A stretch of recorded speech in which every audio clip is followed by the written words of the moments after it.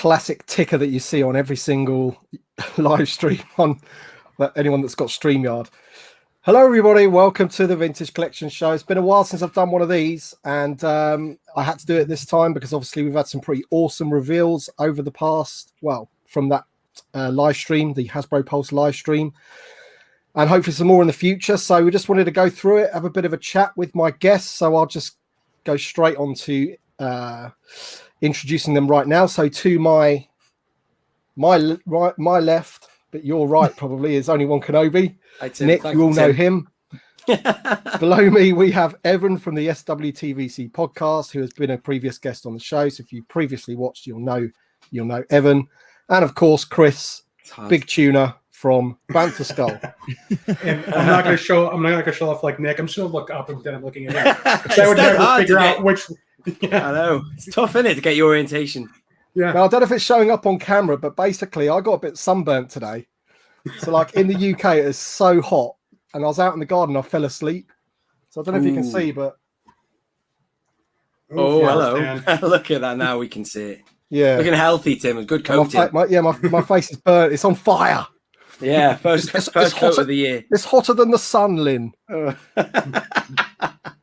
Leave the Alan impressions to me, Tim. Don't do that again.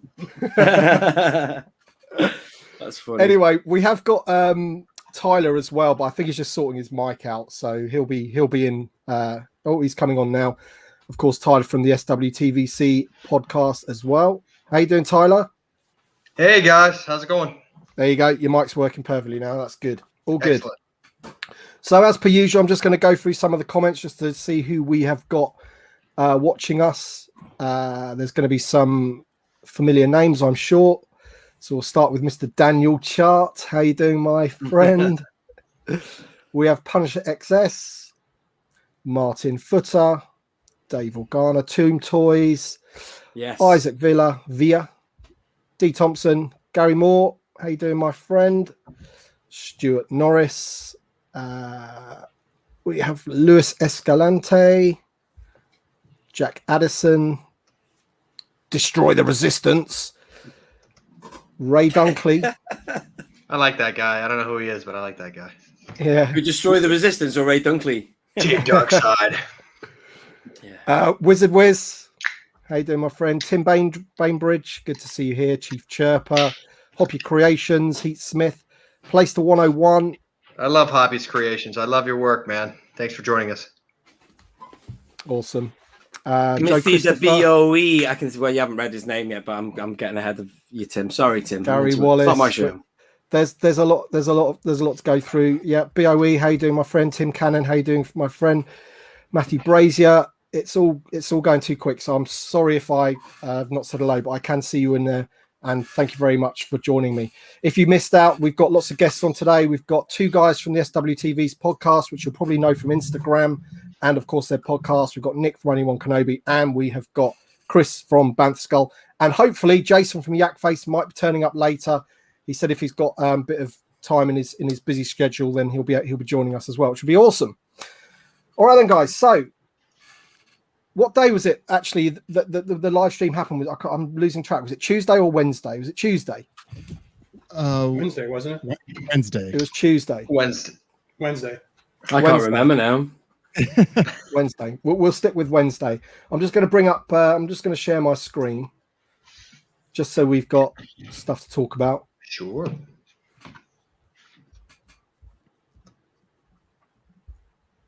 I see we have Lewis here. What's up, Lewis? Ah, yes. The Space Hut. Let's have a look. 9th. Yeah, that's Wednesday and the 9th. We have Mr. Matthew Brazier from Twin Sons Collecting. Forgive me if I pronounce that wrong. Toys of the Way. Good friend of ours. Awesome. Good to have you here. Window. Okay, here we go. All right, there we go. Let me just get rid of the comment here because it gets in the way of Tyler. We can see you now. All right then, guys. So basically, I don't know about you, but I never know what to expect from these Hasbro Pulse live streams. You're either going to be seriously disappointed or like like really ecstatic. And this is one of the ones where I was really ecstatic. Can I hear some echoing there? Yeah, sorry, that was my fault, Tim. That's poor. Sorry. Just move it on. Live TV. Come on. So basically, yeah. So like, as I say, it's one of those ones where like you never know what's going to come. And the three that we're going to look at now, we'll come on to the repack one later. But I wanted to look at the three new figures to start with. For me, all three are amazing. This one's probably my second favorite. We'll come on to my favorite one in a minute. But when you guys saw this one, we'll start with the SWTVC guys, Evan and Tyler. What did you think when this one suddenly popped up on the screen? Shock and awe, man. Shock and awe. So apologies if I freeze up at all on you guys. Just let me know. My internet is not super great today. But yeah, the Bo-Katan reveal was very cathartic. I think I said on our podcast, insofar as that, you know, it's an example of one of the things we fight for, of balancing the scales, since it's something that was present in the Black series, but very, very much something that we wanted in TVC. And also, she happened to be the #1 seed the entire time when we did March Madness this year, which was a fun event. And if anybody missed that, we'll definitely do it again next year. Yeah, she, spoiler alert, won that bracket. So it's nice. Not even close. To fruition. Yeah. Yeah, I mean, to me, she looks great. I mean, I remember seeing the Black Series one, and I immediately thought, like, her belt was the same colors as her hair, and her hair was like a bright ginger. And on this one, they haven't done that. They've corrected it. I mean, I think the colors almost the same, but it's a lot more accurate, I think. Yep. Yeah. Yep. The colors on this one are a lot more muted, a lot more accurate. Just better. Yeah. Sorry. Sorry. And what about you, Nick? Were you? I know you're a bit like me. You like the OT and what have you, but obviously it's the Mandalorian. But will you please see this one? Oh no, absolutely. I loved the poses they put her in as well for the publicity. My favorite was like the Django style, you know, double pistols pointing forward. And then also, I mean, the thing is that I haven't spent a lot of time looking at the 6-inch one. I think Mike put it on his video, you know, usual Mike. But you know, and that looks decent. But you know, when I first saw this, I just thought it was fantastic. You know, it's nailed. So what were you saying about the hair colors? There was the other one too ginger.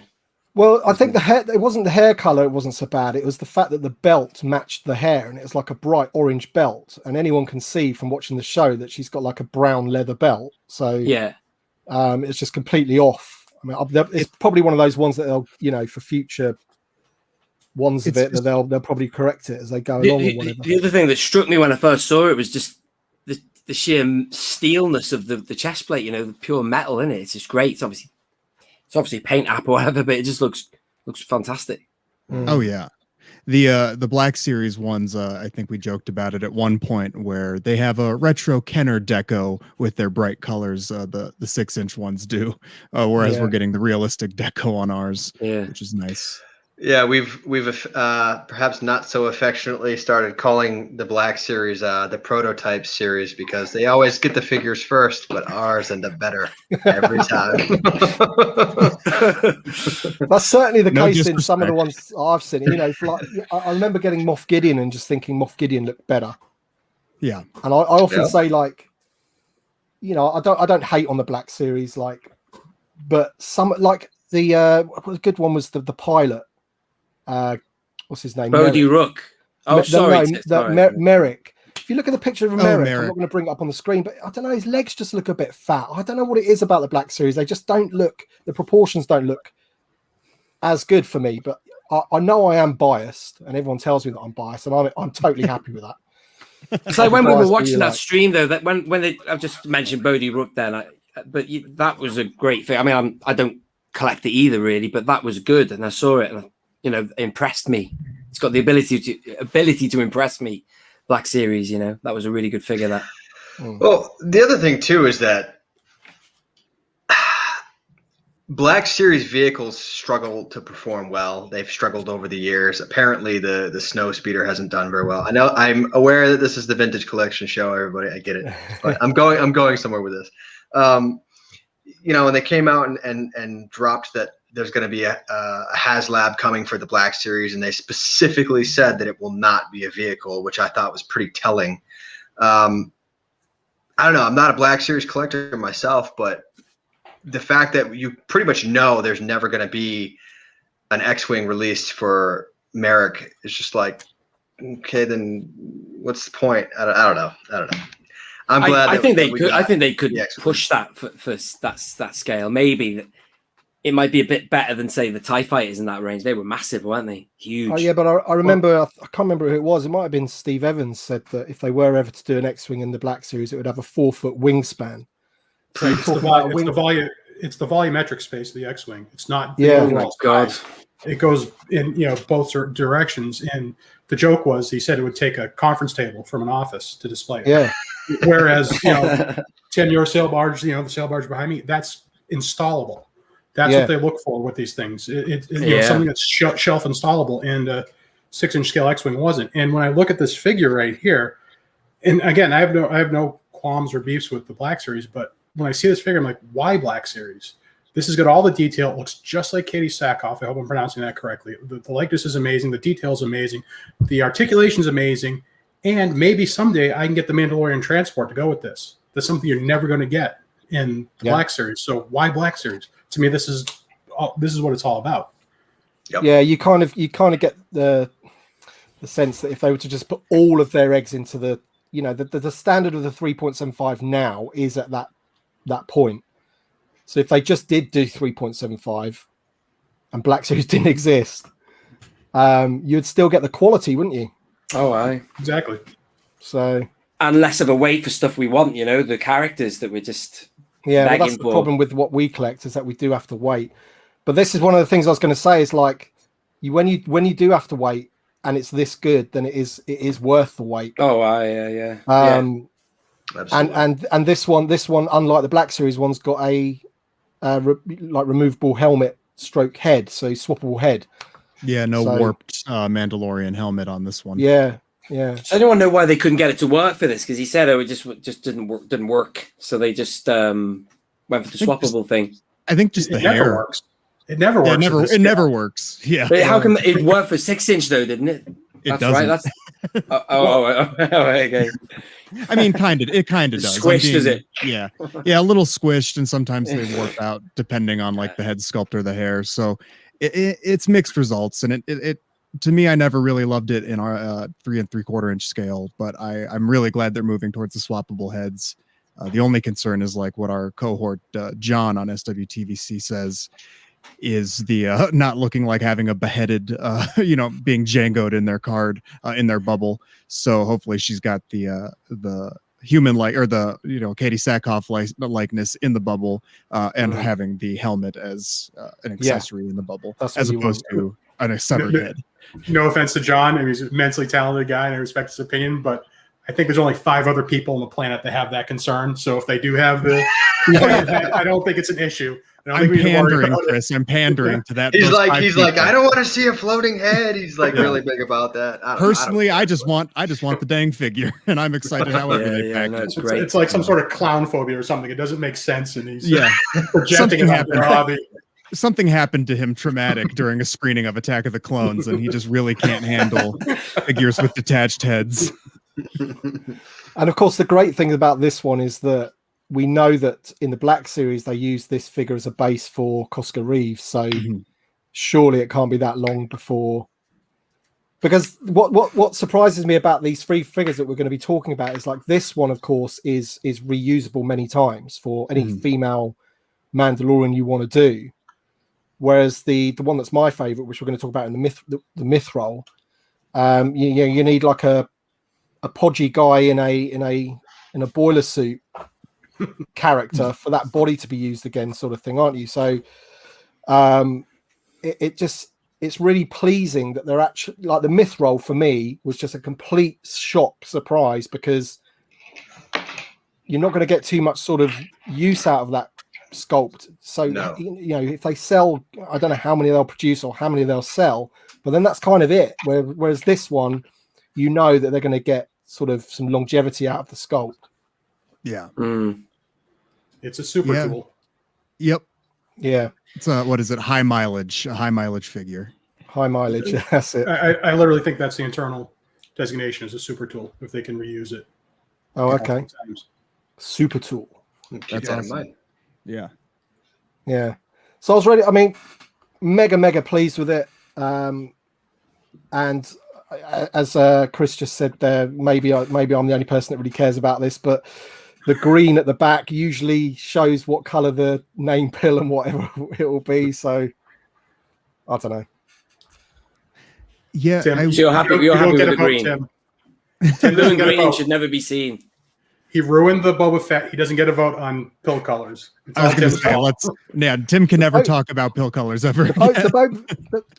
I did do an Instagram post about the Boba Fett, but it was Jedi Temple Archives' fault. They did a whole blog post about it.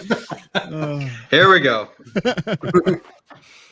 So what makes you happy with the green on that pill then? What is it that does it for you with the green? I didn't necessarily say I'm happy with it. I'm just saying that is what that is probably what they will use. So you can sort of just imagine it in your head what it'll look like. Yeah. I'd like someone to Photoshop it now, give us a couple of variations to see what else might set her off, that figure. Yeah. But we'll come on to Quill in a minute, and Quill is blue or turquoise, and the retro one is like an orange, isn't it? So I've got him on if they end up using the same image, they'll still switch up the thing. He's a red, isn't he? Yeah. Just have him on the door here.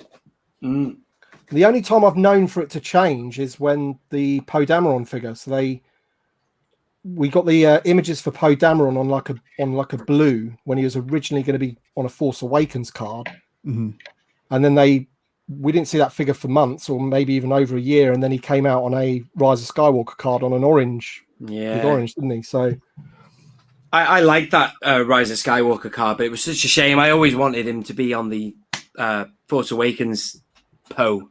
Yeah, I always imagined that would be it, with the pilot. That's the first time you see him like that, and let's not go down the orange path. Yeah, best not. So that's a myth now, isn't it? That card back, it doesn't exist, does it? I don't think it exists. It can't. I'm hoping for all our sakes it doesn't at this point. because they would have been the first ones out the factory, right? Yeah.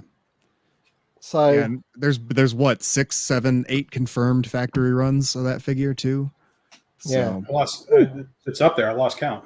Yeah, I think when we ran the article, we had 7 confirmed date stamps, and then 3 or 4 more popped in response. Oh, good Lord! Photographic proof, so it's not just people making up numbers. Yeah. So it's up there.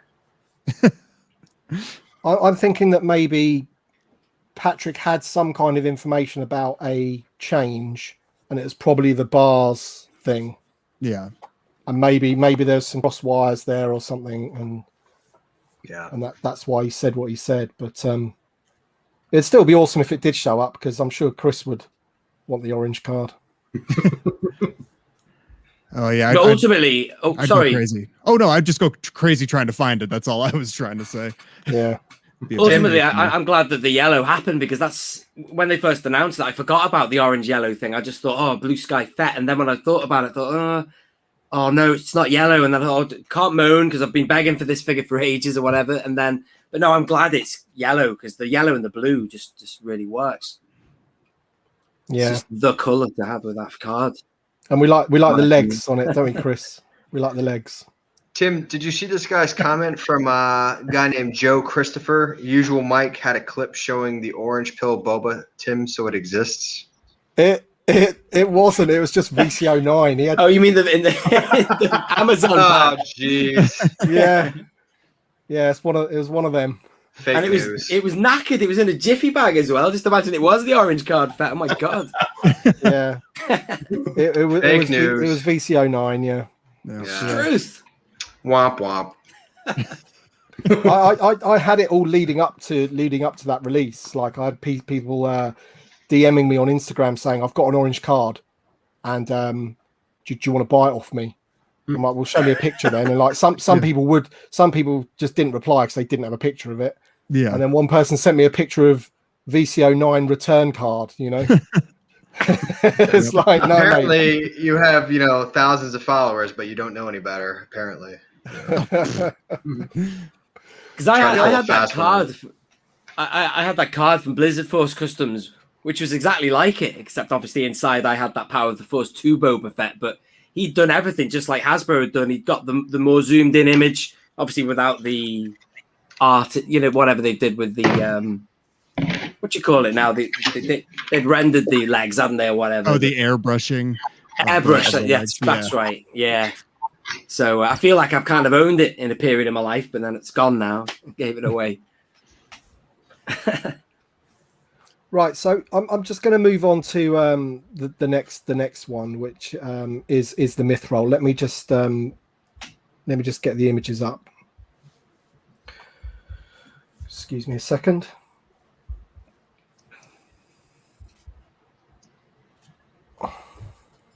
You should give us a topic to talk about while you're doing this. Yeah, sorry, mate. No, I think the silence is really effective to set a mood. We could do that, couldn't we? We're TVC collectors. We're somber. Well, it is a long time between reveals, so this is actually kind of appropriate. Tim taking his time to bring up the image. He's mimicking Hasbro.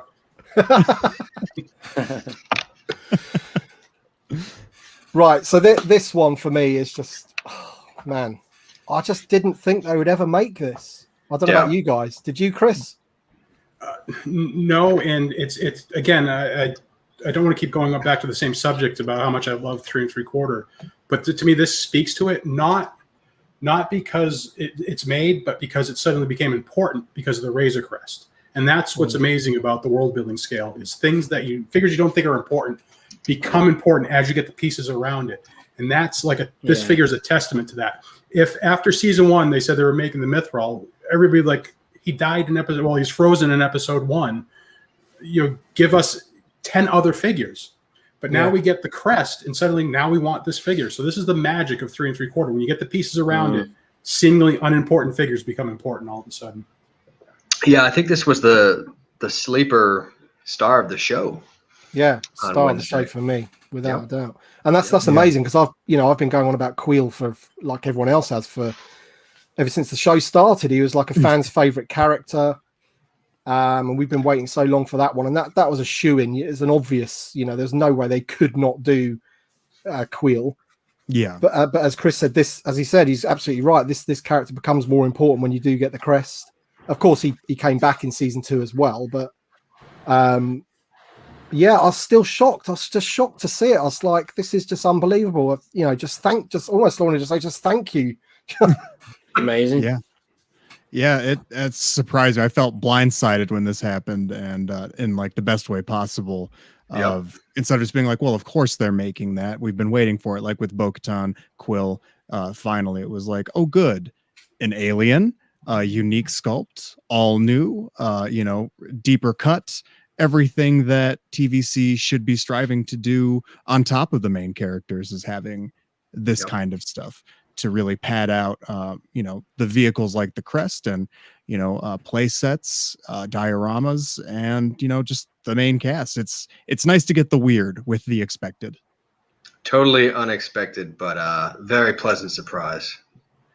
Awesome. Especially the accessories, man. Yeah, I love those accessories.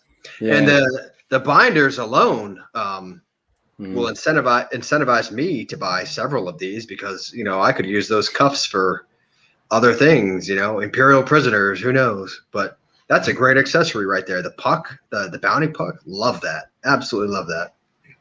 Those binders look like they actually work as opposed to the ones we've been getting where you have to contort the figures to put them on. These ones will actually work on a figure. Yes, absolutely. Yep.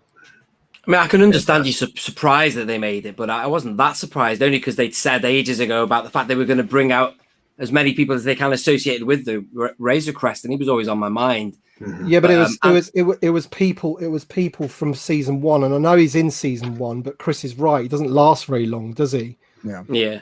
If you, I would maybe have thought that you would have got maybe the droid Zero before this guy, for example. Oh, of course. If you're only basing it on season 1, because he Yeah. actually flew the thing, you know. Yep. Mhm. There's a shocking Yeah, amount of there's- characters that interact with it that are MIA still. And Zero probably would have had some tooling reuse too that they could have used on another droid. Whereas you guys have been saying this is it. Yeah. This Yep. tooling goes towards Mithril, and that's it. Mhm. And, Yeah. and whatever they. Sorry, who am I talking? I'm talking over You're somebody good. there. I was going to say they've got that thing as well. I mean, the popularity of this show. It's just it's a winner, isn't it? You know, it's going to sell. I said on our podcast that we recorded a couple days ago, you know, they could have taken the easy way out and just packed him in with a blaster and called it a day, but they didn't. They went the extra mile and tooled up 3 extra accessories, and I really appreciated that. You know, that was really nice. So Yeah. Yeah, it's crazy amount of accessories for this character. yeah, I mean, look at the head sculpt on it. It's just Yeah, that's awesome. like the quality is just. The flesh. It's just out of this world, really. I mean, it's come such a long way. I'll forgive them for repacking K2's blaster with him, I guess. Yeah, end of the world. and maybe there's a chance that they could, you know, with the troop transport, that because he was in that episode, wasn't there, where they had the Yeah. other one. Maybe they could use half of that sort of mold and then add some bits on the back and give us. I don't know. Probably asking for a bit too much there, but never ask for. What is it, Chris? Never ask. Never ask too for little. less. Yeah, Yeah. Never ask never for ask Ask for less, because you'll get less Yeah, Mhm. for years. Yes. it's my 3 rules to live by. Told you. Never ask your Oh, government to tax. Never ask your government to tax you more. Never ask your wife for chores, and never ask Hasbro for less. Because all 3 are coming. You don't have to ask for it. Facts. I just want to take a second to introduce Jason, because Jason has Oh yay! kindly Oh, perfect. joined us here.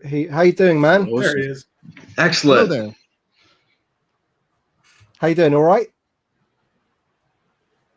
Uh-oh. Oh, I don't think we can hear him. Maybe his audio is not sorted out yet. There we go. Yay! There he is. How I you was doing, just, man? All right? I'm doing great, thank you. I was just following up on watching your little review here of the Mithril, which was a nice reveal. Very nice reveal. Very Yeah. nice. Yes. And because Jason, you're famous for like little tidbits and sort of little. I'm not going to call them leaks, but Treats. you know, little tidbits here of rumors that what's coming. And I don't know how much of this guy was a surprise to you, but obviously we never heard anything for you at all from you about this guy. Yeah, I didn't know about him until a few days before. Right. Like most, well, let's see. I knew some of the other figures from this wave were coming, but I didn't know they were in this wave. So yeah, it was just a few days prior that I heard most of them though. So, but still great surprises all around. Yeah. Evan, your intelligence had pointed that this figure might be coming, but later in the year, right? No, that had to do with a different figure. Unfortunately. Yeah. Not one of these, and likely incorrect at this point as more things happen. But you know, fingers crossed. So yeah, so yeah, I don't know how long you were sitting there, Jason, because your little thing was underneath the other 5, so I couldn't really see if you were there. Or Yeah, not, I just but I just popped in right with the beginning of Mithril, so Oh, okay, cool. Yeah, so I'm guessing you're happy with him then. He looks good. oh, for sure. Yeah, this was, I mean, like you guys have said, they could have just gave him a blaster. I mean, considering it's 100% all new tooling. But no, they gave him those extra accessories, and you know, they didn't spare any expense as far as, you know, making, you know, the accuracy as far as the likeness seems to be right on point. Oh, yeah. And the outfit, it all looks great. I mean, obviously these are always typically painted prototypes, so we'll have to see how close the final colors and everything else matches up with the final product. But I mean, this is pretty great considering. I don't think you can get it any closer, really. It's like, as you say, it's a prototype, maybe a bit photoshopped and whatever to bring it to life. But the head, I don't think you can get any better than that in this scale, really. That is the pinnacle for me. It looks just like him, you know. Yep. All the little gills on his face. Yeah, does he squirt the? Right, that little plug-in. Yeah. He's malting, all right? Give him a break. His musk, that's what his musk is sweet, he says in that other language. Yeah. It's brilliant, that, isn't it? It's making me want to watch season 1 again. So basically, like, they have a new tooling budget, right? Do we think for the year of how many figures that they can? Do we think this is like so. Do we think this is like next year's budget? And because they are being, so we've got three figures already revealed for next year, which are, if Quill's included in that. I'd be a bit upset if Quill was, because Quill should have been this year, really. But potentially 3 out of maybe, I don't know, 8 to 10 a year. I don't know. I'm hoping because they've revealed these ones quite early that we'll actually see even more next year.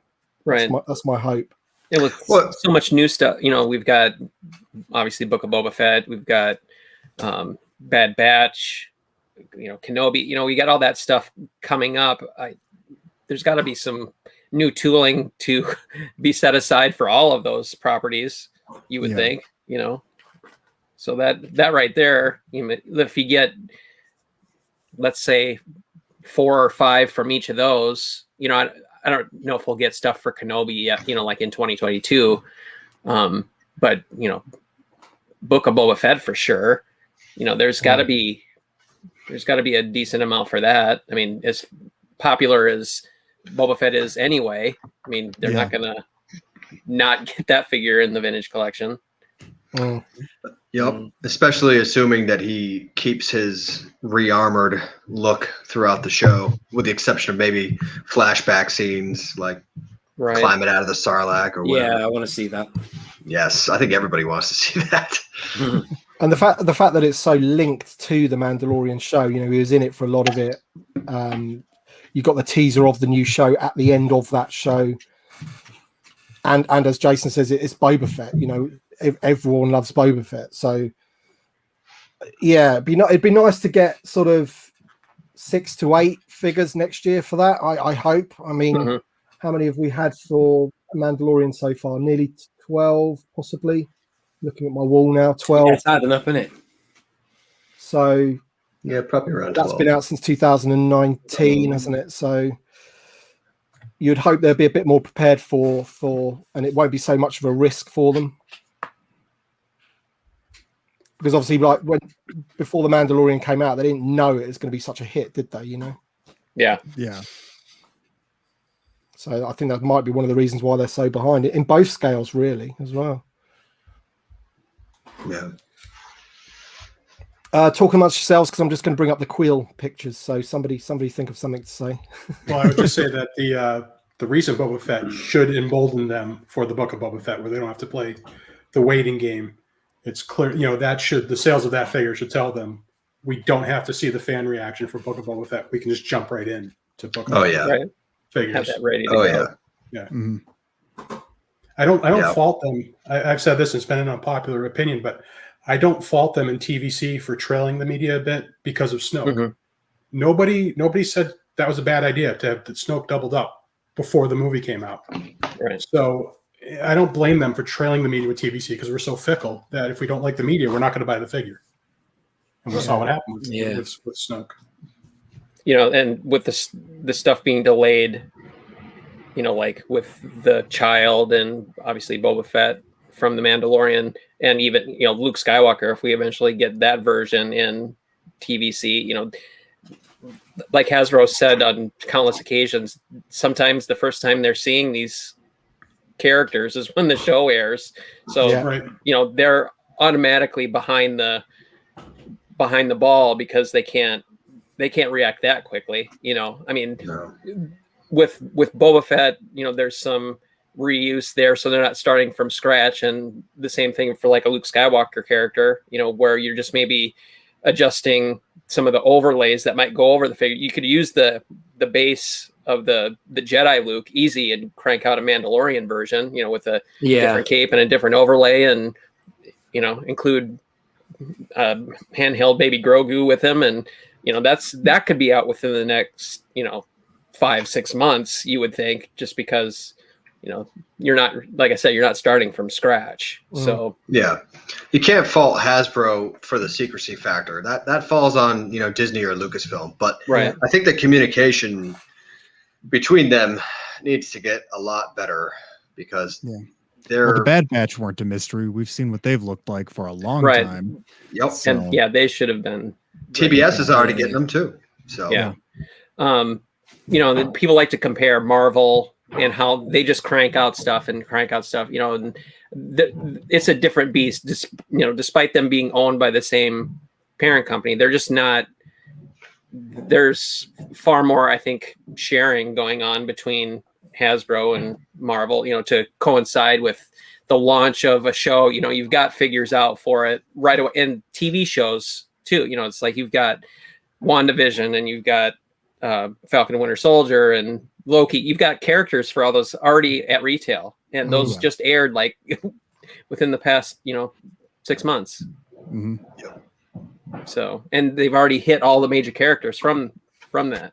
Yeah, because they like you said, they have all the parts pretty much for everything to put together any muscle-bound freak from the Marvel universe they can. Right. So, Yeah.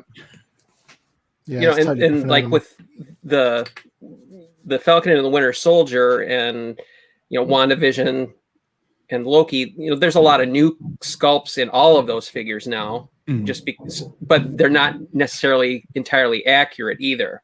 So there's a trade-off there where, you know, some of the final figures that are being released now don't exactly match their on-screen likenesses, and that's the trade-off for getting product out early or, you know, quote unquote on time. It just might not be representative of what they actually look like in the show because they're working from concept art or whatever. I'd rather have them have the time for the Star Wars brand anyways to get that right, so you're not just reissuing a figure later as a fix. Absolutely. Yeah. Yep. Yeah, it's the whole, you know, wait, you know, we don't like waiting, but then when you get something delivered of the quality of these three, then it is worth the wait. Although there's still a lot of waiting to have to go, because we're not going to be getting them till maybe December, hopefully, probably the earliest, I'd say. Well, a lot of waiting, and you know, we hope for these TVC figures to be the definitive version, because, like you said, Jason, of not having to wait for them to put out a fix.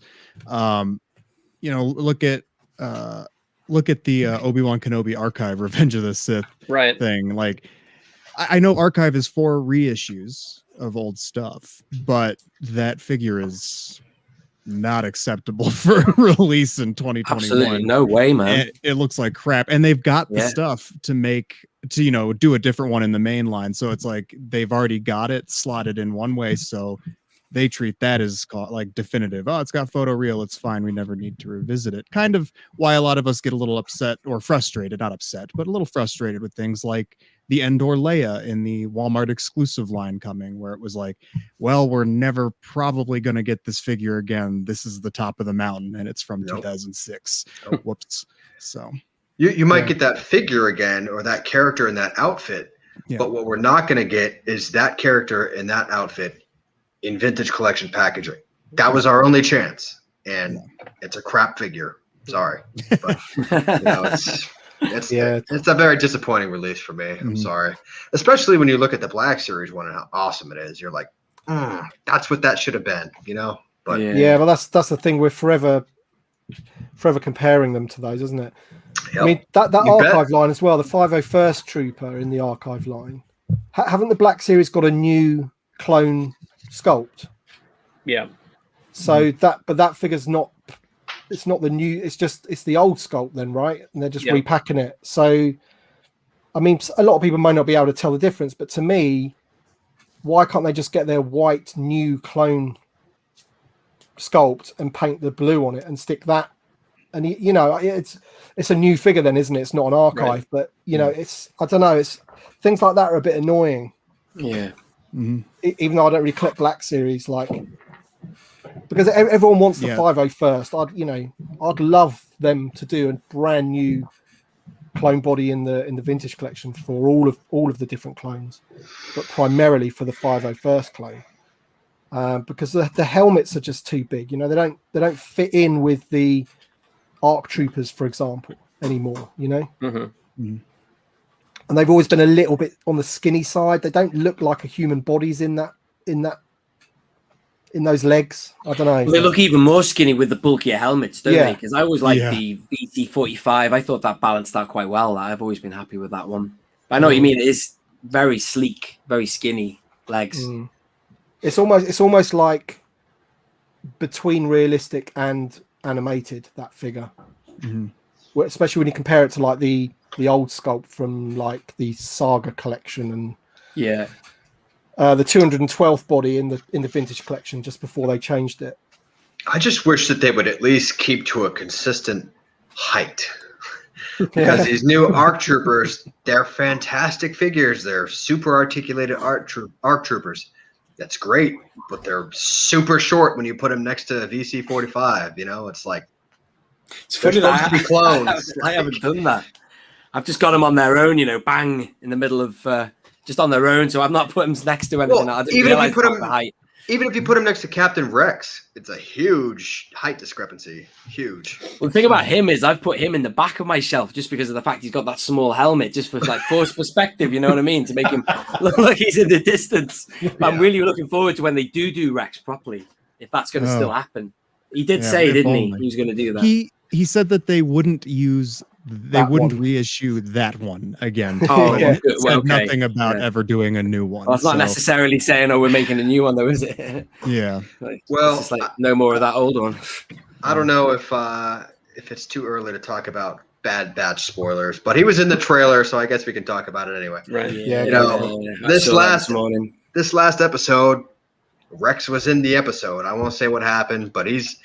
You know, that could give them an excuse to put out a brand new Rex. And, you know, I know people probably wouldn't like it as much as Clone Wars packaging, but you could put him on Bad Batch packaging and put out a brand new Rex sculpt and ta-da, done. Fix the problem. You know, so I don't know. Yeah.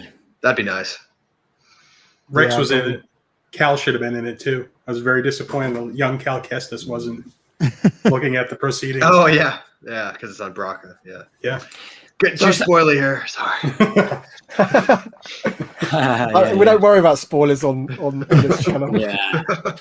If you haven't watched it right now, you're not a Star Wars fan. No. It's like if you haven't watched it, what are you doing on the internet if you're trying to avoid it? You know what I mean? Yeah, why are you watching grown men talk about toys? Come on, go watch Star Wars. I saw people tweeting on the day on the day of the Bad Batch. Why are people tweeting about the Bad Batch? Why are you on Twitter? More to the point. Do you have time for Twitter? You have time to go watch the show. Go watch the show. Yeah, go watch the show. Instead of sitting there doing your social media.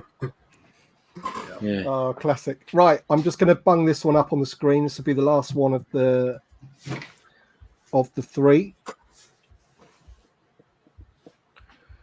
I liked how they said about her. Oh, here we go. It's on. What did she say to him? She said to him, what did she say? You're a first issue. You're a first issue, aren't you? Or something like that. And he goes, how do you know?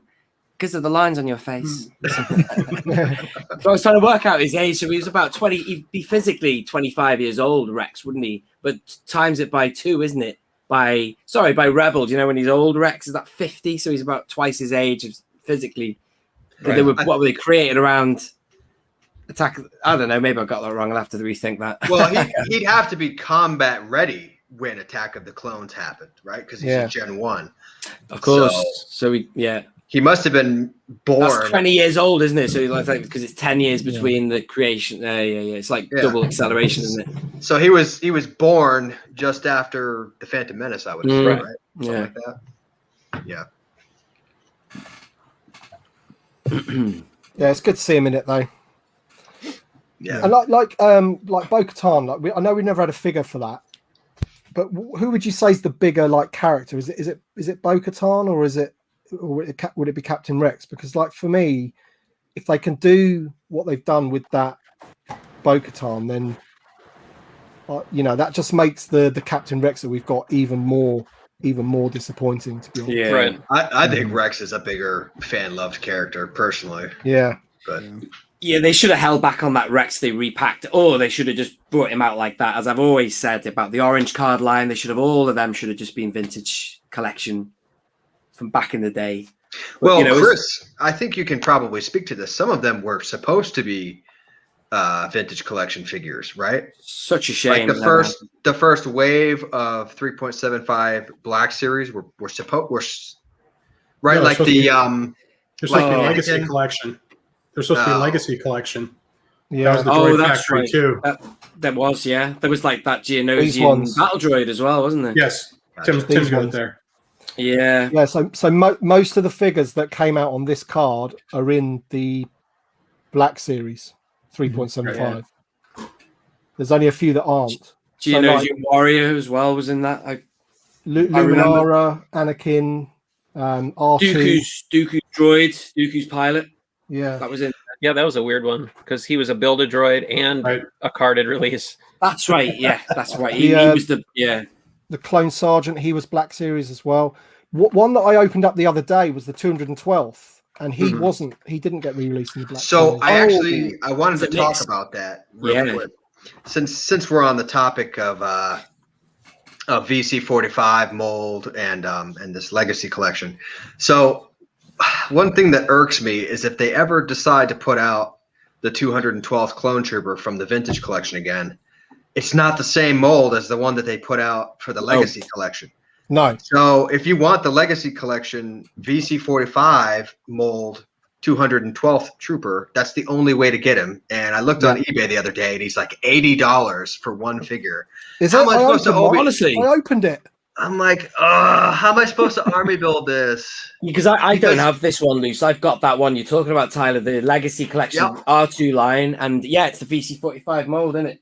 Yeah. Yeah, but the TVC one is a different mold. So if they repack the 212th Trooper in the vintage collection again, or if they re-release it again, it's going to be the one that they already used. So regardless of all that, the 41st Elite, that was the chance to finally, sort that helmet out, which still hasn't happened really. But I hope one day they get phase 2 done.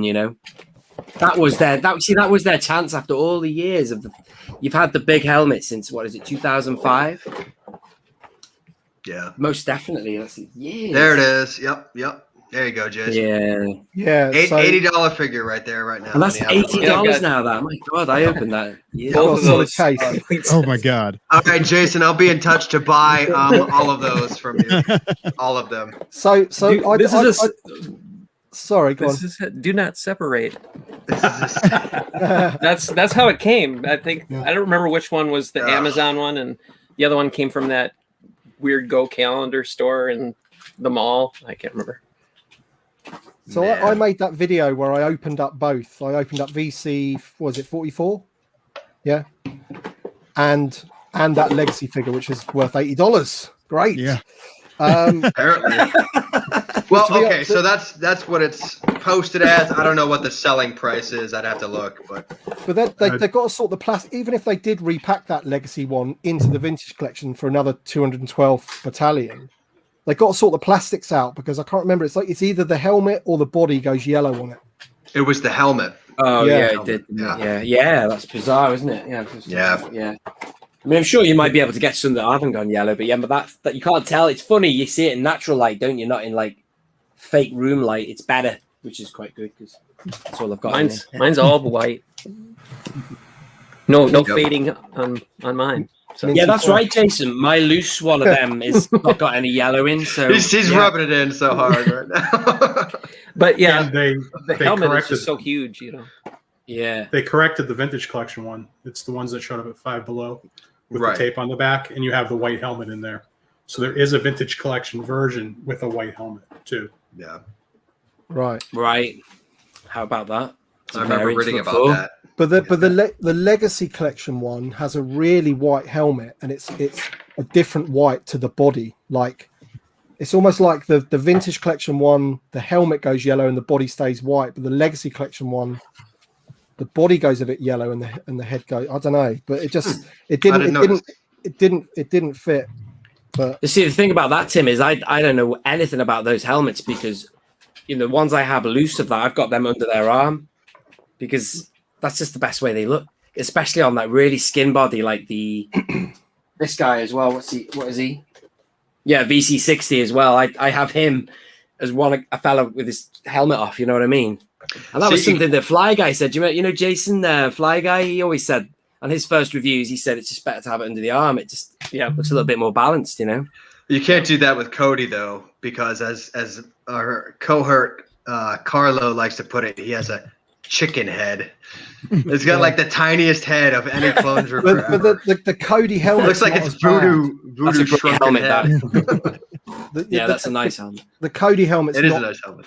It's not as out of scale as the actual Phase 2 clone. No, the helmet looks great. It's just the head inside. It's more balanced. Tiny. Yep. Yeah, I'm so glad we've got all the stuff we're talking about right behind me. This is quite handy. The Revenge of the Sith section is right here. Pull it right off the wall. Yeah.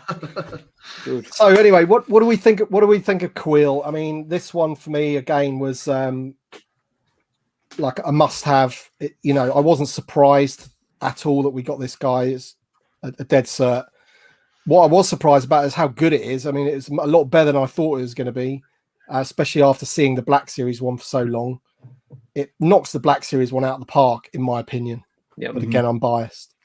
Yeah. So I'm just really glad this figure got revealed finally, so that some of the folks that I know on Instagram can, step back from the ledge and get back to living their lives and enjoy life, knowing that there's a Vintage Collection Quill coming.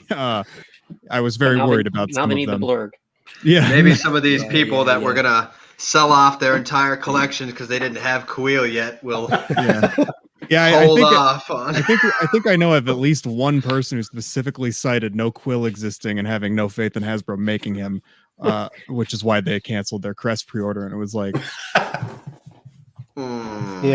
don't. But yeah, anyway, I'm glad. I think it looks great. Yeah, I am curious. The first thing I noticed was the color behind him being different from the retro one, like you touched on earlier, Tim. I noticed the colors on his physical colors on his body. He doesn't have that prototype look. Prototype series. That's great. It looks fantastic. Yep. And it looked really good in the shots that they did with the Razor Crest video, which just looked amazing. I cannot wait for that thing. Yeah. I mean, I just want to set it up like they had it, of all those Jawas, of all the bits and everything. They just nailed it. And it was nice in that video to see another shot of Mithril or whatever in the Carbonite as well, because he had a shot of that, didn't he? The guy, that was good. That with all the lighting and stuff. Yeah, so that's I've awesome. got a Black Series Quill here, and the colors are just so much more muted on the Vintage Collection one, far more, accurate and appropriate to the show. Yeah. Hold up again, Jason. Yeah, just like his body, it's like it's so light. Kind of blown. Yeah. It's kind of blown here a little bit, but yeah, it's very brightly colored, brightish orange instead of like a brown almost. I recall Grief Karga kind of. Some people commented that his paint job didn't look quite finished, like he was missing some paint detail almost. So I don't know if you guys would like to say that ours, the Vintage Collection one, turned out better than the Black Series one as well. I mean, I know it's season 2 versus season 1, so it's kind of hard to say, but isn't the Black Series leaning more in casting than paint applications recently? Is that part of the reason why? I don't know. I don't collect them, but I thought I heard that they're leaning more on casting of the plastic as opposed to paint applications, presumably as a cost saving measure. Right. Okay. Interesting. Yeah, maybe. Yeah, that would make sense. So a lot of questions I've had about this particular wave is how come we could pre-order this wave, but we haven't been able to pre-order the IG-11. Have we even been able No. to order? I don't think we have we? No, Yeah. they've shown them. The theory is that Hasbro forgot that they haven't put it up yet. No, Great theory. it's that wave. That following wave is a test pilot.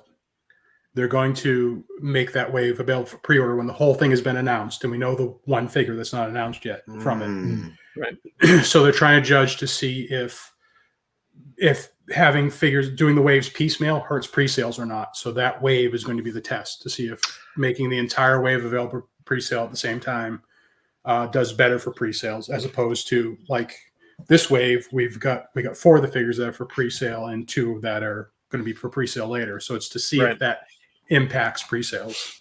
I think it absolutely does, and I think it's good that they're testing this. That's good. Yeah, that's really good. Interesting.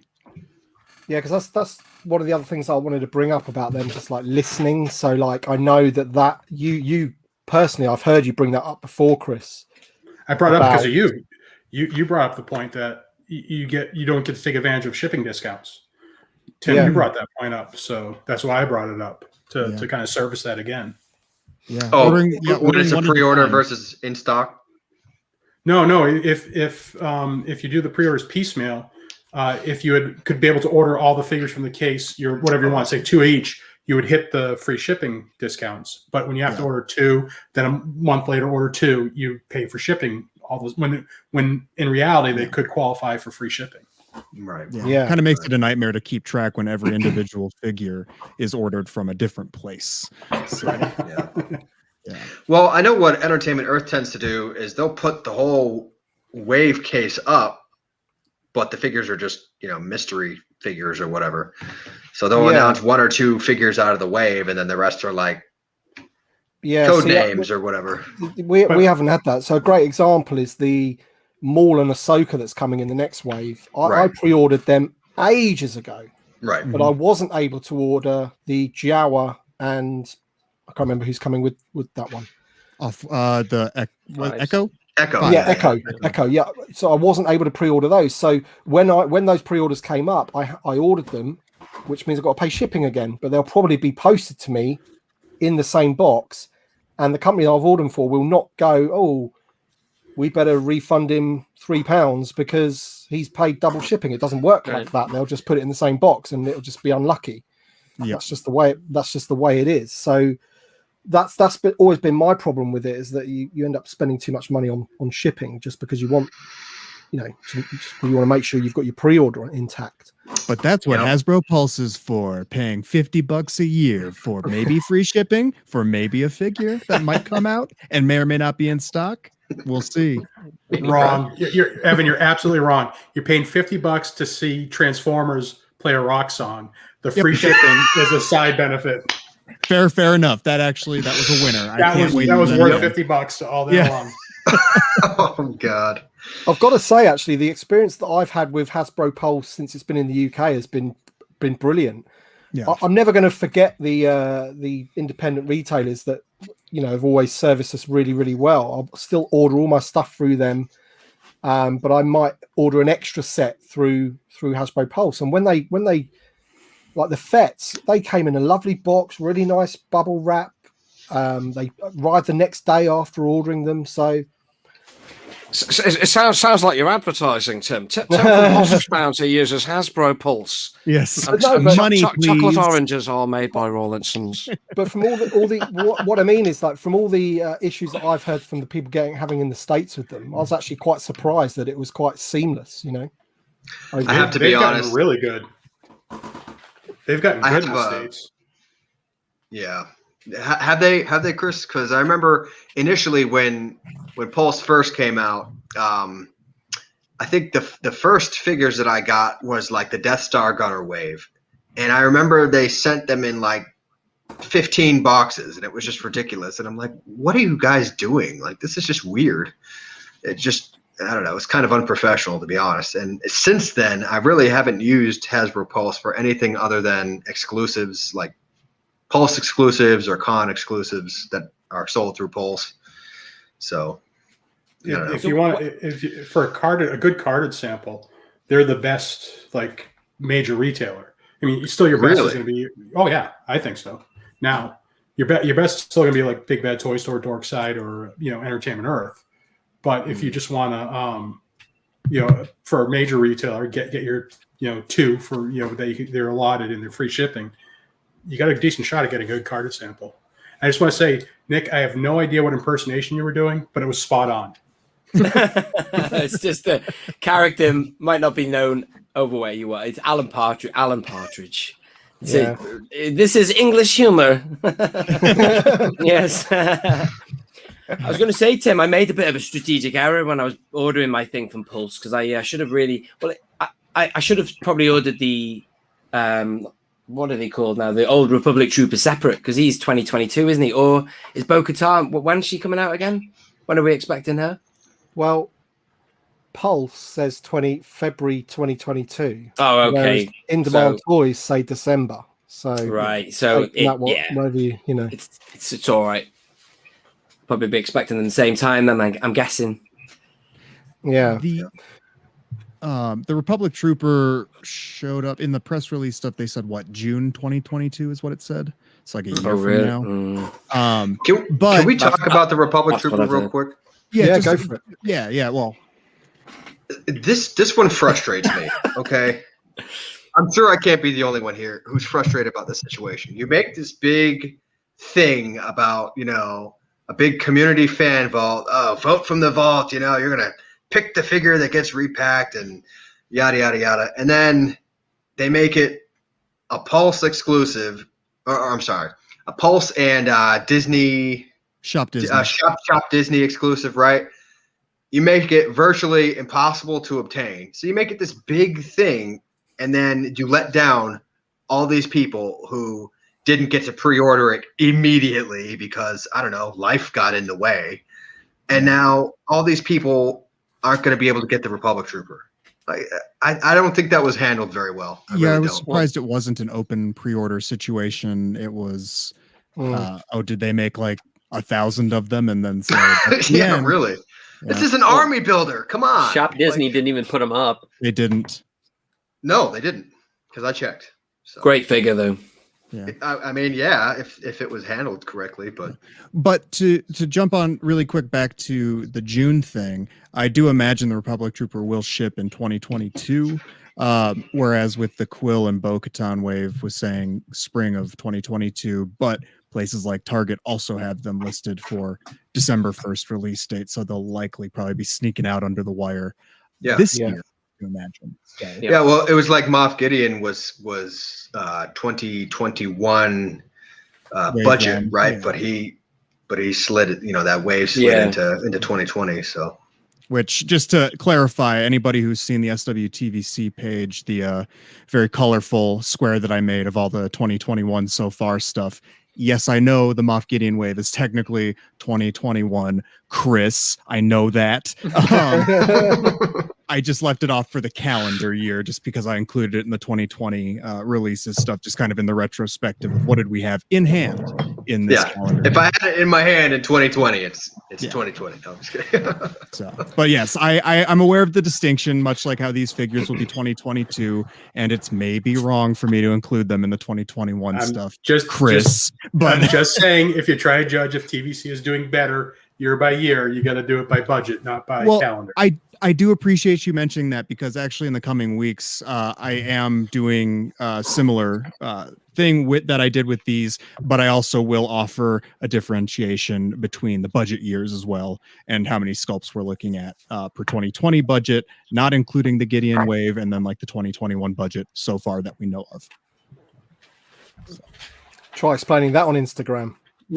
I was just thinking that. I was just like, the caption doesn't allow enough for that. I was just going to say, I'm posting nothing really like that. No, so that'll be a podcast thing more so than this.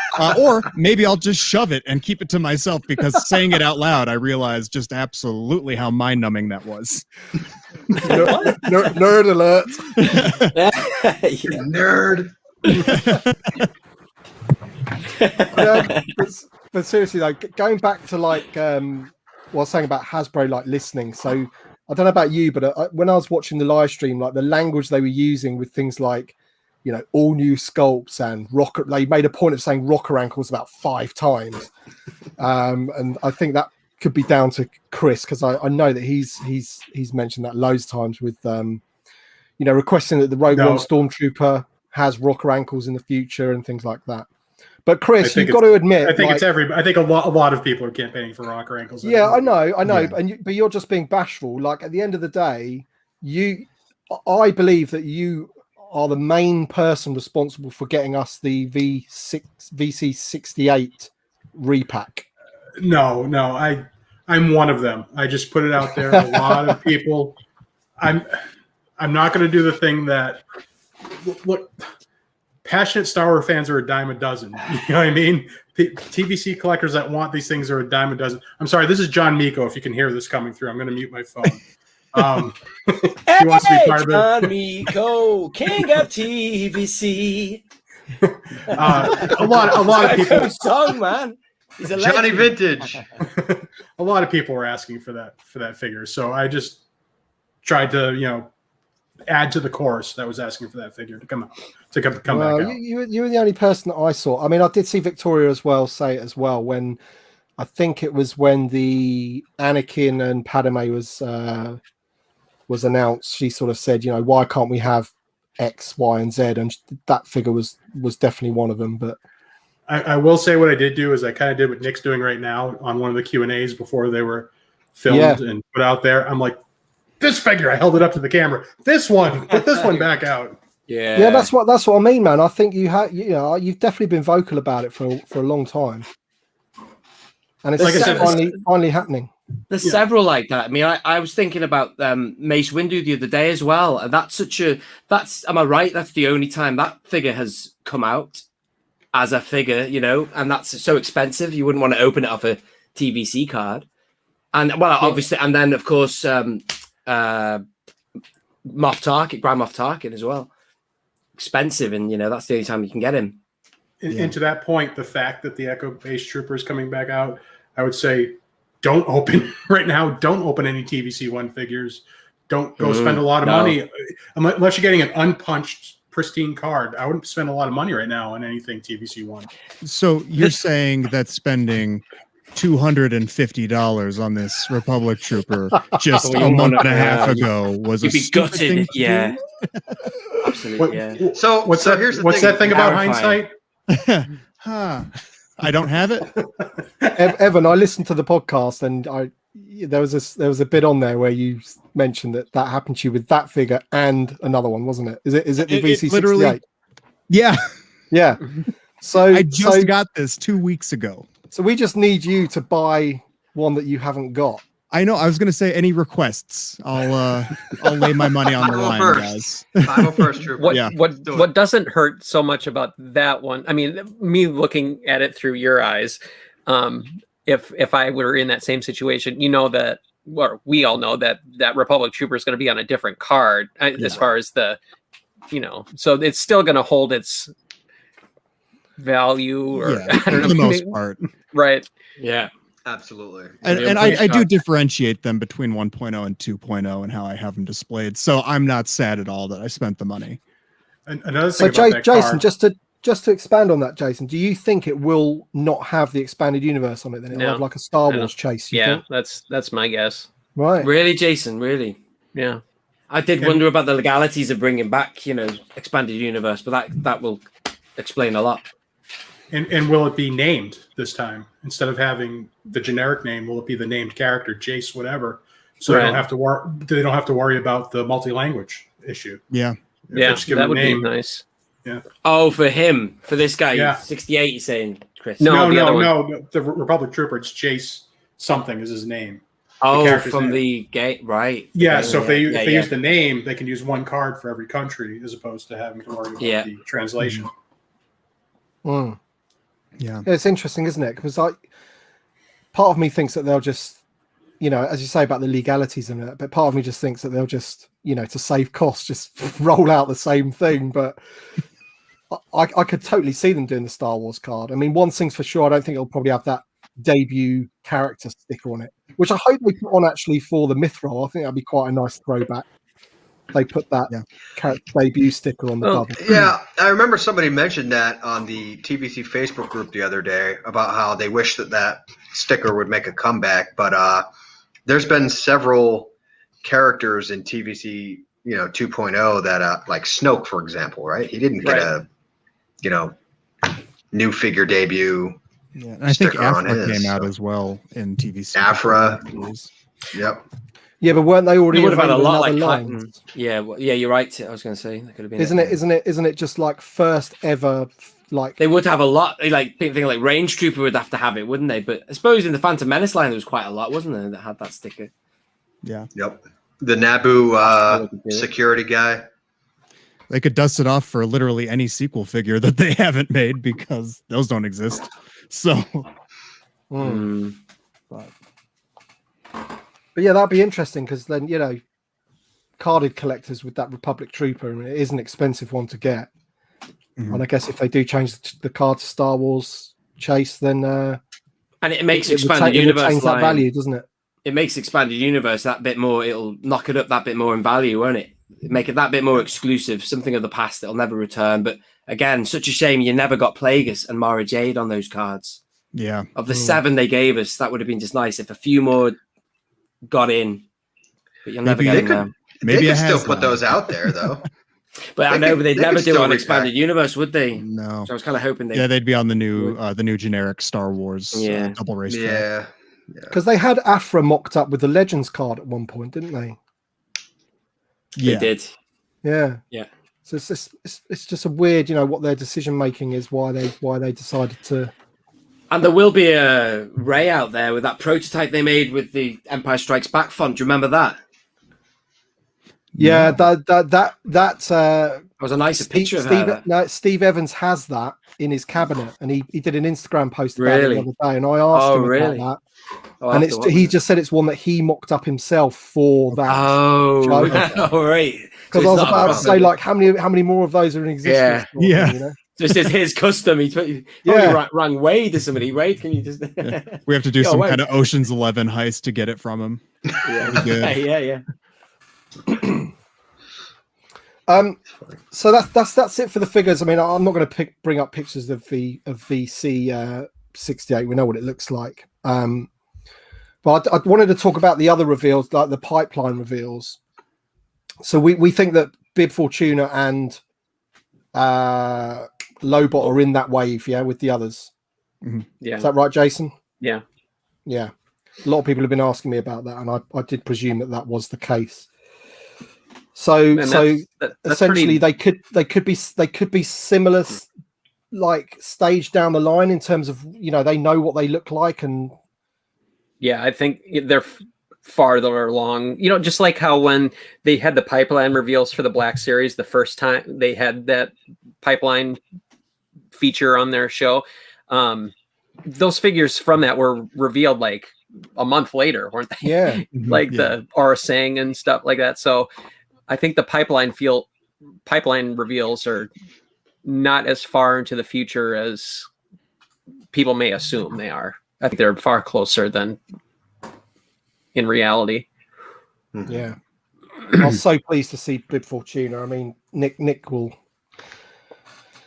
Both of us have been banging on about that figure for the last 4 years, haven't we, on our channels? Like, we haven't stopped banging on about him. We got worried though, didn't we? We got worried about will we get Fat Bib? We really thought they would. After all this time, but no, thankfully it's the real deal. It's good. Isn't that the way Hasbro used to be though? We always would get the knockoff version first, then make us wait for the one we wanted, and finally they're getting us the right one first. They're leading off on the right foot. Episode 2 Anakin is a perfect example of this. We got peasant Anakin. It was in the movie for 2 minutes. We still haven't gotten the main appearance of the character. That drives me nuts. But anyway, I mean, going back, we got the purple airborne trooper before the actual airborne trooper. It was kind of like really? Yeah, we were calling them pre-paints back then. Yes, exactly. Oh yeah, pre-paints. How about that? Yeah. I didn't realize that. That's crazy. Wow. When I heard about Bib Fortuna, I had heard about the Black Series version quite a while ago, and I was thinking, oh, this is going to piss off the Vintage Collection guys. Oh, if, yes. if this figure isn't coming Oh, soon, yes. you know, Yeah. it's getting It's like scale Piet. debut. Yeah. Look at Piet. You know how we've been asking for a new Piet since what did he come out in '98, right? And then Yeah. the Black Series got him, and we're like, Yeah. Yeah. Yeah, I didn't Well, think it's we like would get Bo-Katan, the- you know, Bo-Katan, the same thing happened. You know, it's like Yeah. 6-inch version of her, and then And So- same with Quill. Like I Yeah. said, really having to like encourage folks to seek help psychiatrically because of Quill not being Right. in the vintage It's like- collection. Yeah. So, Bib Fortuna though, it's crazy though. If that, you know, I'm not going to say what's the point of having it in the Black Series, because obviously the Black Series want all the characters just like we do want them for the vintage collection. But we had the flipping Jabba's Palace playset. We got the barge, and for them not to give us that figure, it's like, I mean, as the box of the Jabba's Palace playset got the old Saga collection Bib for, or it was, I can't remember if they missed him completely like they did Bespin Leia, or if no, they, I think I think they've got him, haven't they, poking his little on it. head out, and it's the Saga collection one, isn't it? I hope we don't get that one. We better not. Do. No. better not, better not. We'll tell him to cancel it like Revan. Try again. Yeah. Oh, well, see how that worked out. It's like, oh, then nobody wants a Revan figure. Let's just scrap the whole idea. It's like, okay. We need one like that Miko custom. That was good. Yeah. Whatever that was, that thing he Yeah. showed us. That was awesome. With the Dolce Defined body, wasn't it? Dolce Oh, Defined. that's right. Yeah. You know, to touch on pipeline reveals real quick, though, as much as I do, I mean, don't get me wrong, I love the pipeline reveals. I think it's a great new thing that they're, you know, kicking the dust off that to do it for us. You know, I think it would be nice though if to kind of indicate even more listening, if they were just like, hey, we don't have you, like, you know, we don't have this ready yet, but like, you know, Bad Batch is coming to the vintage collection at some point, as opposed to just total radio silence. I mean, right, just tease it with the logo and say, Yeah. you know, yeah, no, you don't have to commit to anything. Just be like, yeah, we're aware. Gotcha. Like, I don't know. Well, to your point, Evan, and to the thing about Quill, why it helps is I can't tell you how many people are like, if they don't announce XYZ soon, I'm quitting the hobby. Yeah, And and we've seen it happen. You know, It for actually you, happened. that's Return of the Jedi Palpatine, right? Yeah. So yeah, well, you know, it's not Let's go. official Let's yet, go. but you know, no, that corner down there, over there, Yeah. on the other side, Clock's ticking says ahead, it's bro. coming. Yeah, but Gotcha. you know, we literally had one of the founding members of Bantha Skull say, "That's it. I've been waiting for a Mosep from the Cantina my entire life. They're never going to make it. I quit," and he quit. And then they announced it in the Black Series like a month later or 2 months later. But he's gone. He's gone from the hobby. So Yeah. wow. So Yeah. that's why I think there's value to the pipeline, just to keep people, you know. And it's another thing I've said. I don't know what to call it. I called it like segment momentum, because TVC is so huge. There's so many varied interests. You got to keep all these people. You got to keep all these pokers alive. It's like, you know, the guy that, you know, spins the plates. That thing where the guy's spinning all the plates, and he's always got to keep the next one spinning. You got to have a Cantina Alien going. You got to have a Jabba's Palace going. You got to have sequel trilogy. You have all these different segments to keep the people pinging them every once in a while to keep them alive. And even if it's for these pipeline only reveals, at least you keep them alive and engaged in the hobby until it comes out, as opposed to saying like, they're never going to get to this, I quit. Yeah. Yeah, and instead of them saying no plans for that at this time, but plans can change, which sounds, you know, bleh, just being like, yes, we see the demand for this and we're going to work on that. Or just even, like Jason said, just show the logo. Don't say when, don't say where, just be like, it's going to happen. Don't kill yourself. It's fine. Like, Yeah. Well, as Don't Jason sell was your just collection of 30 years, you know. Yeah. Jesus. And as Jason was saying there about the pipelines not being actually that too far down the line, like we know that these two are at the same time as the other 4 figures that they've just revealed. right. So it'd be quite nice if, like, I mean, they're still 6 months out, you know. they are. So it's, so you can take that 2 ways. You can either say it's nice that they've revealed the other 4 really, really early. Maybe I'm trying to remember how early other reveals have been, really, but it seems quite a way out. Yeah. And then they're keeping 2, like, you know, but we're going to just tease you with these ones and then we'll show you them another time. Mm-hmm. But maybe like for it truly to be pipeline, maybe it's like, you know, something for like this time next year or something. I don't know that, you know, essentially we know that figures take a year or whatever to do. And this is what we're going to be giving you later on or whatever. Maybe just give like 3 or 4 names or whatever. Well, that's why we tap you up, Jason, don't we? Give us 3 or 4 names. Yeah. It's like, Jason, answer all our questions, please. Keep us sane. No, like we, as much as we like to joke about it, we're committed. We do have a long attention span when it comes to this hobby. I mean, we ordered the Razor Crest almost a year ago, and you know, we'll be getting it a year later. We're sticking around for this. So if Hasbro's like, hey, in a year from now, give or take a few months, this will be coming your way. So fear not, we understand, as opposed to just like, yeah, we're going to show you something way down the pipeline. And then we're sitting here holding the figure 4 months later, just being like, well, that was a while, huh? So. Yeah, because we can almost, as Jason again was saying about like the new media coming up, we can almost guarantee, you can almost predict from those what we're going to get. Like we will get a Fennec Shand, we will get a Boba Fett. I mean, they're going to be the 2 biggest characters in the show probably, so they're almost shoo-ins. So it'd be nice that the pipeline ones are ones that you wouldn't really necessarily expect, maybe from other media, older media, maybe something from Attack of the Clones or something. I don't know. Dooku, Dooku, yeah, yes, yeah. Just say Dooku. You know, we know Dooku's on the map. Yep. And then we'll be like, great, brilliant. We can stop moaning now. Yeah. Circling back to Palpatine real quick. Given the fact that he's so heavily rumored, it's interesting that we still haven't seen even so much as a pipeline for him, like just complete radio silence. So it makes me wonder if he's just going to suddenly drop on Hasbro Pulse's Instagram page one day, like Boba Fett did. Like, oh, by the way, this is coming. Like, no, I don't think they're going to announce him. Just reveal the image. Going to release. Wow. And I think they'll probably make a big deal out of it in some way. One would have thought they would have made a big deal out of VC 186 too, but seriously, Hasbro now are really getting their teeth into my original top 10. Now they've announced Lobot, because he was like when I started my channel, it was like video number 3 or 4. I talked about Lobot, and then they've got Blue Sky Fett, the original R2 now. There's only things like Dooku left, and then I had a few others like Maydeen from the original trilogy I wanted, but yeah, they've done well. They've now finally. Yeah. If we could just get a brand new Biker Scout. Come on, Biker Scout. Well, yeah. Oh, yeah. Biker Scout with rocker ankles. Come on. Yeah. Well, oh, yeah. I thought you meant the actual. Yeah, I was thinking of the actual biker, the bike, speeder bike. That'd be awesome. That too, of course. Yes. A pack in with the bike. Goes without saying. Yeah. Naturally. Somebody created an awesome box for that today. I saw that earlier. Yeah, that was awesome. Blizzard Force Customs. Yeah. Or Blizzard Force. Yeah. That is how the box should be. Just Hasbro, look at that and just give us the Toys R Us one from 2012 and stick it in that box. Nothing wrong with that.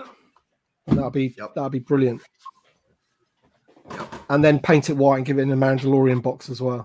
Oh yeah, I mean, because I think John has pointed out a few times that pretty much every character that rides a speeder bike on screen is seeing released in the vintage collection this year with no speeder bike. It's got to happen, hasn't it? It's got to. The exception, but then again, it might not do. That's the thing. to the point about John, he also said that would be like a $25 expectation, $25 price point. I don't know that in this day and age. I think that might be part of the 40. Hesitation. Right. Exactly. And what would the reaction be to a $40 speeder bike? Yeah. Because what was the Amazon speeder one? bike. What was the Amazon exclusive Mandalorian speeder bike? What did that cost? 60, 70? Yeah. Do you recall? 70. The not vintage collection, the Black Series Mandalorian Scout Trooper with speeder bike. What was that price? Was it 70? I think it was 70, yeah. Yeah. So it would have to be about 40. Yeah. I'd pay 40 for that. I'd pay 40 for a Biker Scout with or the speeder bike with a figure on card. Yeah. Why not? I think all six of us would, but we don't carry we're not the norm. Yeah. I mean, I would buy the 6 of us are not keeping us alive. I don't know, Chris. I buy a lot of cases of I- troopers. I ordered 12 Mithrals. I think They're I'm right doing up my there. part. See all those up there? That's me keeping the line alive right there. Yeah. But between John Miko and Tyler, they are keeping the line alive. Yeah. The two of Great them are Ordering why, by the pallet. Yeah, by the crate. Yeah. By the the pallet. two of them are why Walmart lists Behold. figures by the cubic meter. Yeah. Yeah. I bought a swimming pool's worth of things. It's like when that thing fell off that boat into the sea, John Miko had a heart attack. Remember? I'm still convinced that half of the incinerator troopers that ever were produced are at the bottom of the ocean right now. Along with the deluxe Mandalorian and Yeah. the child. Yep. Oh man. Absolutely convinced. Hey, he's There he finally is. here. Here he is, that was a look. fun one. Oh, Hey, Johnny Vintage. What's up, man?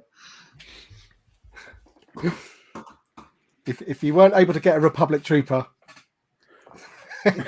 he's got them all. Oh, yeah. By the way, I'm supposed to be the army builder guy. He ordered 12 of them. So, you know. Oh, you're putting his business out on the street.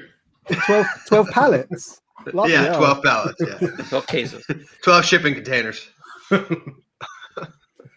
But Jason, that deluxe Din Djarin with the child, to me, that's one of the scariest things we've seen in a while. Yeah.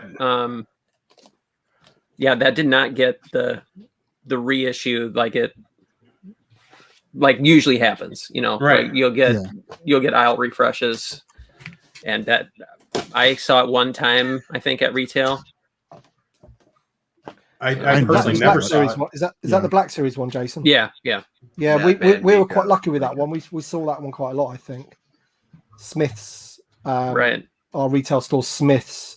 That was when it started to get Star Wars back in again, and that one was, I don't know if it was a Smith's exclusive or not, but you actually saw that one on the pegs, which was like, never happens over here. So, and I went into my local HMV, which is like a record store. It's like historically a record store.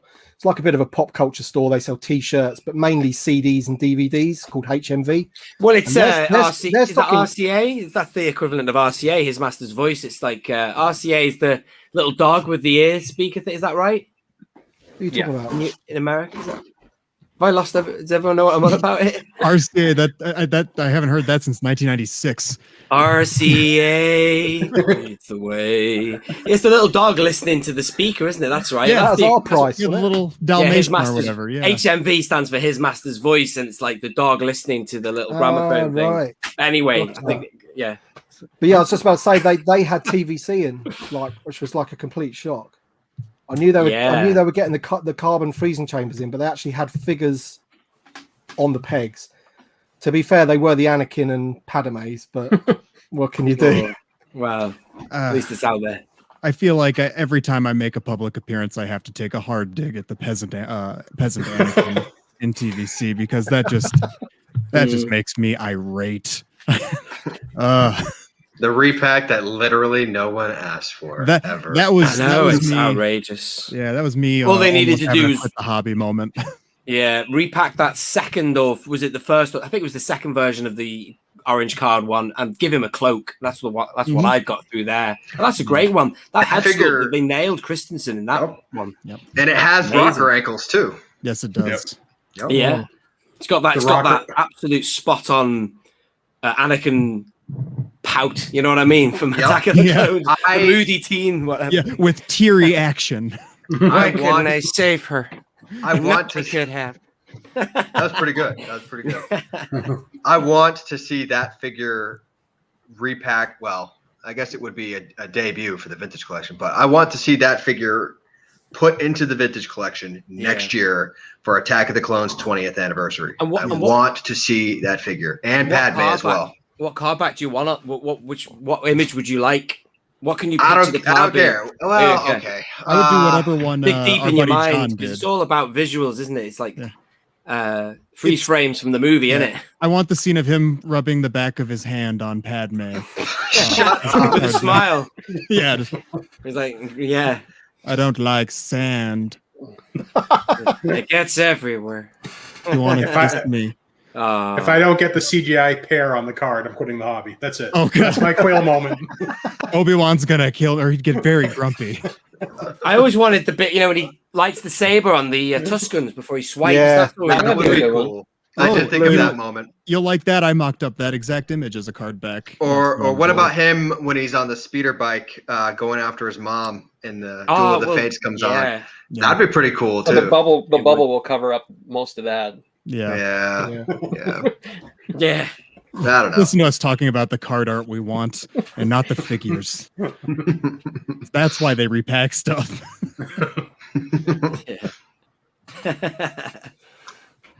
So anyway, moving on. The final pipeline was the Navarro playset, which again was a complete sort of shock. I just, I didn't think they'd ever pipeline a playset, and then that playset, which is a bit weird, really. But I can kind of understand. Like I've seen a lot of comments online about what people think it's going to be like, and how can they bring it out when we're still missing Mos Eisley Cantina aliens, and what how are you going to populate it with so many aliens?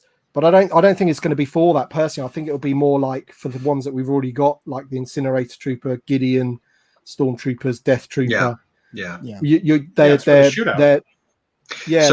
They're handily giving us the bartender on the Star Wars card, aren't they? The silver Death Star droid. He was in there.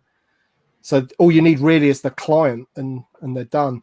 Yeah, the client and a Grief One cargo. Yeah, a Grief One cargo, which I personally feel that they'll probably pack in.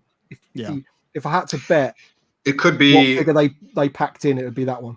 It could be a Death Trooper on the Mandalorian card back, which would be cool. Yeah, but it'd be another army builder and a playset. I know. Yeah, I was just thinking. Yeah. Here's my guess. Oh, never mind. Well, just real quick, I wanted to say, Tim, about the fact that it's kind of a strange choice. I would definitely agree with you. I think all of us would agree that none of us really saw that coming. I'm excited for it. I'm going to buy it 100%. I'm going to encourage other people to buy it. I'm sure they'll do a great job with it. It is kind of a strange choice, though, especially when so many people have clamored for the Mos Eisley Cantina for so long. But me personally, I don't want to see the Mos Eisley Cantina done as a $50 half-assed playset. No. That's not how I want to see that. I want to see that as like a HasLab,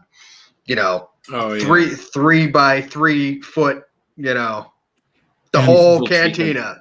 Careful what you wish for, because that's probably the Black Series HasLab is the cantina. I'll lose my mind. I'll lose my mind. Yeah. What I was saying about Navarro is that you just get that one shot. You've got Grief and Mando, and then that backdrop. So that could just be the diorama, just the view of the bar from their booth point of view, and then that's it. It's quite contained, isn't it? Sorry, Chris, you were talking then.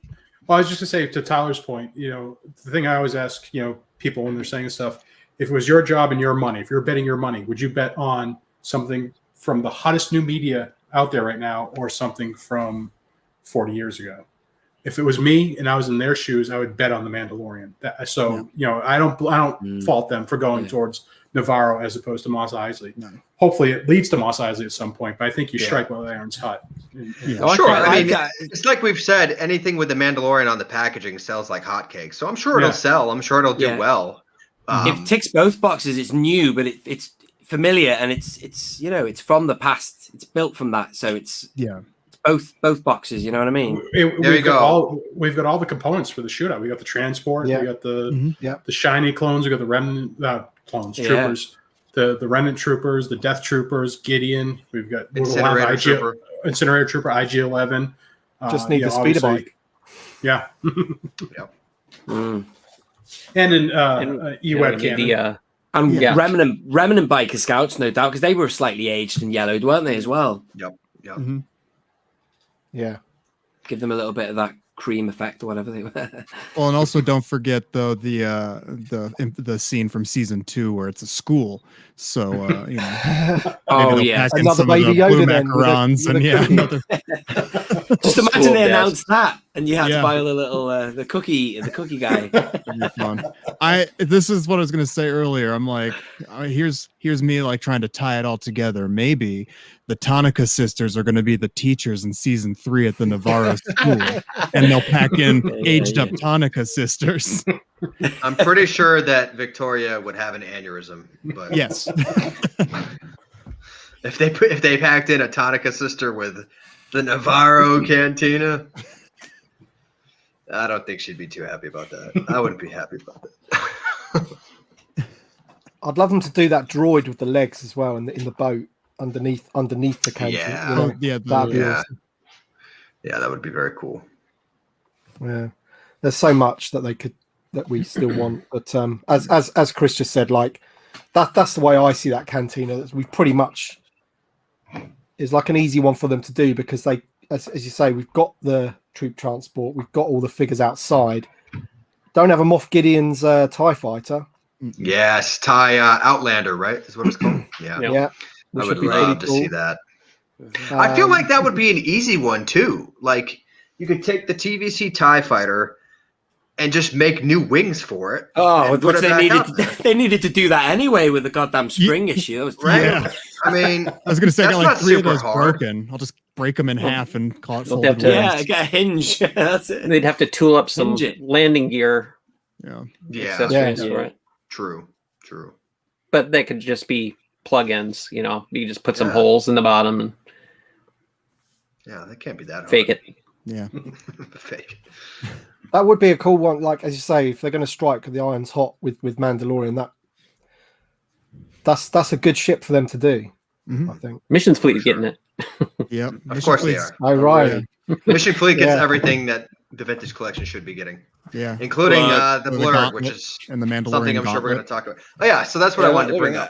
that. Wow. So It's like a piranha.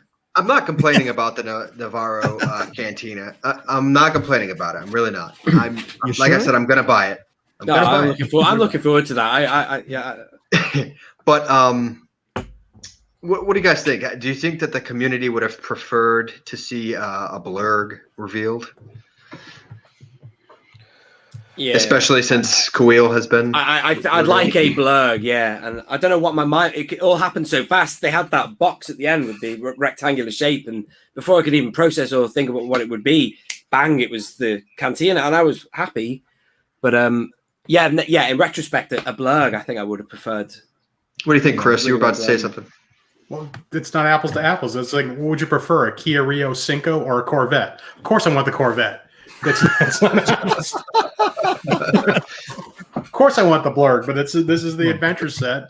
You know, they're not on the scale or the investment. I'm assuming the tooling investment of a Blurg. Yeah. Well, so It's got to be a matter of Jason- time for a Blurg, though, with just how everyone and their mother and their children and their grandmothers and their neighbors want a Blurg. It's Jason, what do you think about that cat toy thing? I'm not sure what that is yet. I Could wouldn't be be a surprised if it's the Navarro Blurg.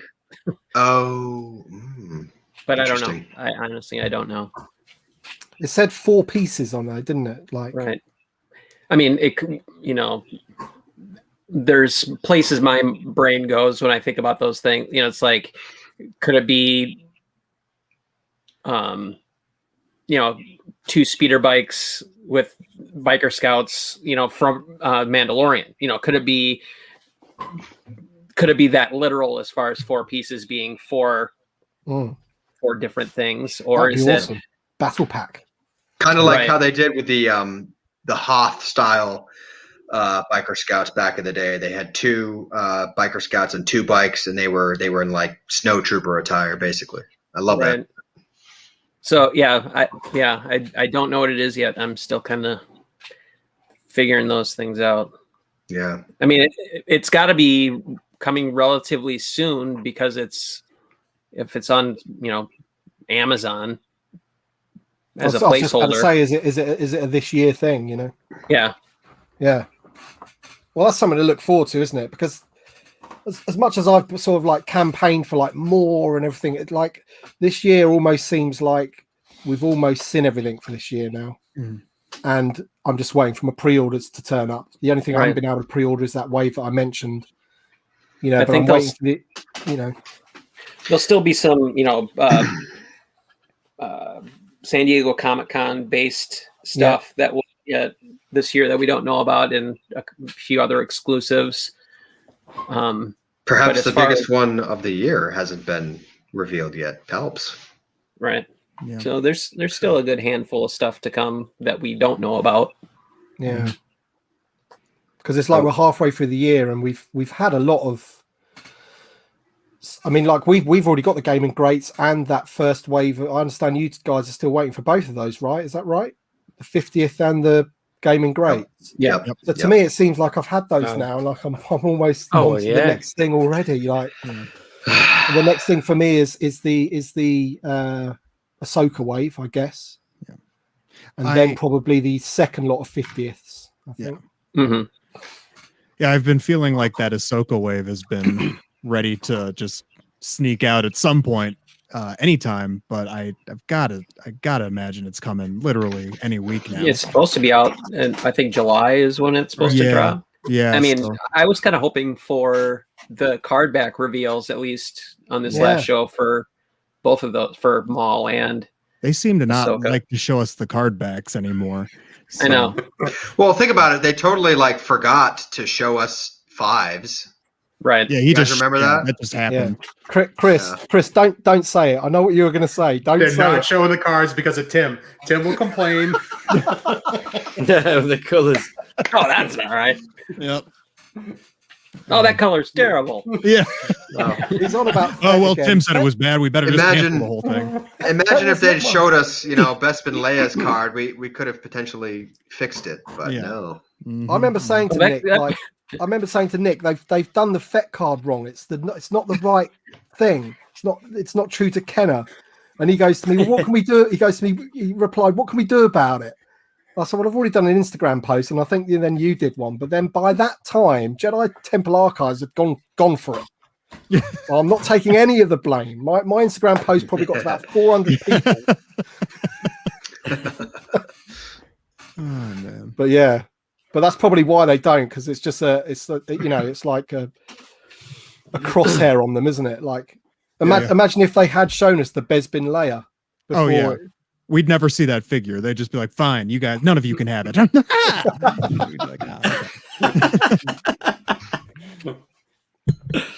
In a video the weekend, I think I called it Gash. And over here, Gash, I don't know, there's some translation issues with Gash. Yeah, there is. Yeah. This turned into a hard R. Language warning. Careful, Tim. Careful. Because So, Chris, are you drinking a Sam Adams over there, or what is that? Sam Summer. Yes, sir. But is there not such a thing as a Gash can? I'm not going to repeat that word just because. I tried to change the subject. I tried. Listen, I've been watching a lot of British television, but I'm not even ready for this one. So it's like in South America, like in Spanish, concha means shell, but in South America, it doesn't. Change the subject. Let's talk about that beer you got there, Chris. Yeah, it just came out my nose because of Tim. It's like a combination of garbage and trash. Yeah, and we call that garbage and trash. Or rubbish. Maybe I should have edited that out then. Rubbish. Yeah. You'll be upsetting the bots soon, Tim. Stop. Yeah. The video gets flagged for rude language. Chief Chirper just says he loves Gash. So he knows what he knows what I'm talking about. Jeez. Funny. Sorry, Mom. Ryan's is even worse. I don't think you should even highlight that one. Yeah. Yeah, I kind of knew what I was doing. Where's Daniel there. Chart? Oh, he's there. There you go, look. Yeah. That's where I get it from my Marine Cadet days. That's what it was. Okay. I was in the Marine and we know that, Marine Cadets have the best vocabulary when it comes to being clean. So just one You big should boys see club, my- isn't it? Yeah. You should see my group chats with my SWTVC crew. I got a bad mouth, but Yeah, anyway. dude. And yet you're not the one I've had to censor on any of the podcast episodes yet. So staying strong there, Tyler. I'm trying. So I wanted Chris in particular. I wanted to get you on because, in fact, I wanted to get you on like a couple of weeks ago, but I just couldn't be bothered to do a stream. There wasn't too much to talk about, but it's like it occurred to me that it's about a year since. Well, it's just over a year now because I noticed I did a video around about this time last year in June talking about, and I mentioned in that video that we were up to 7,500 vote signatures on the petition, Right. and Sorry, I'll stop looking at the chat, I think. Let's get back on topic. Stay on target. Stay on target. Sorry. I just think, I personally think, like, going back to like the whole Hasbro's listening thing, you know, with VC68 talking about rocker ankles and all that kind of stuff. I was just thinking to myself, like, where we were this time last year when we got Luke Stormtrooper revealed, which really annoyed me. Yep. And I think on that same stream, the Black Series got loads of really cool stuff. And it seems to me now that the vintage collection almost gets a special mention now. It's like, I don't know whether they're just like trying to keep the wolves from the door, but Oh, they are. Oh, they are. Oh, yes. but it's do you think it's definitely like changed their mindset in terms of that they treat it a little bit differently now? Absolutely. I'm not saying this to be self-congratulatory to everyone here because we all participated in it, but yeah, it definitely opened their eyes to what the market is. And I'll share something I have from a trusted source on this is, and kind of the reason why we might see a little disconnect with, you know, our observations and what we're seeing for product is that in general, the hardcore collectors are TVC collectors. That's your hardcore collectors. That's why the community is so, like, when you talk to people, it seems like TVC is number one, but the product seems to tilt towards TBS. It's because the casual collector is more into TBS. Like, and there's always going to be much more casual collectors than hardcore collectors. So that's just a fact of life. There's going to be much more of them. So that's why the product's going to tilt towards TBS. Yeah. But it's why the collector events probably are tilting towards TVC. Because that's the hardcore collectors are tuning into that. I feel like TVC could become more of a casual collected line if people could find it at retail. And I know this is a whole nother conversation. I get it. There's two parts to that, though. It could become a casual collector line if vehicles were viable at retail, and they're simply not. Yeah, I think it could become more casual if vehicles were viable. I mean, that's why Mission Fleet works. Because they can make vehicles at an accessible price point. You got to shrink the figures. Right. For what collectors demand in quality and product, they're not going to go backward and release an inferior product in vintage collection just to get casual collectors. Right. Right. Nor should they. It actually alienated everybody. The Harrison Dula A-Wing with the Nerf gun alienated everybody. Nobody wanted it. It's better to have the Mission Fleet satisfy the price point and then have something other. Unfortunately, right now it's HasLab satisfy the hardcore collector. Or fan channel or exclusives. Yeah, exactly. I just feel like if you have both sitting on the peg at the same time, when a casual comes in and they see the price difference, you know, let's see. So TBS costs $7 more now, right? Or no, more than that. Yeah, $9 more. $9 more, right? Just about. Yeah, it's $22.99 to the bumped up $13.99 USD. But you're talking casual collector. You're talking Walmart. It's 13 to 18, so it's $5. Yeah. Okay.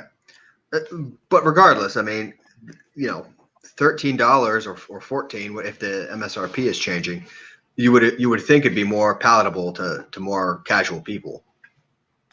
Well, when you're talking casual collectors, you're talking casual collectors who collect a little bit of a lot of things. And a perceived 6-inch value.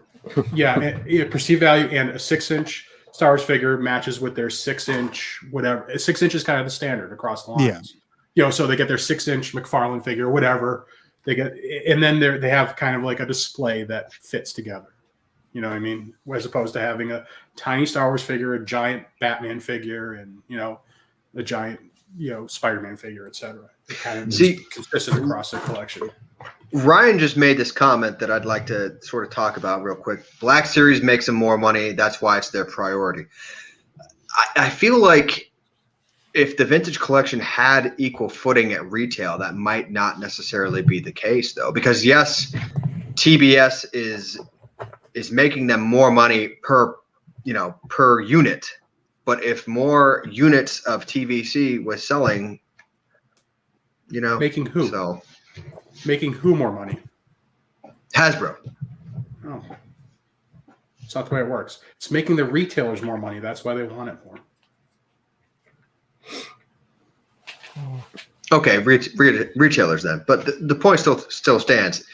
If the vintage collection had equal footing with Black Series at retail, you know how you go to a Target or a Walmart or wherever, and 9 times out of 10, maybe even more than that, you can find Black Series there, but TVC is always gone. Always gone. If you were actually able to find TVC as often as you were Black Series. But whose fault is it that you can't find TVC at Target? It's the retailers for not ordering. I know that you say it's the retailer's fault. And why aren't they ordering it? Because it doesn't make them as much money. It's not worth their time.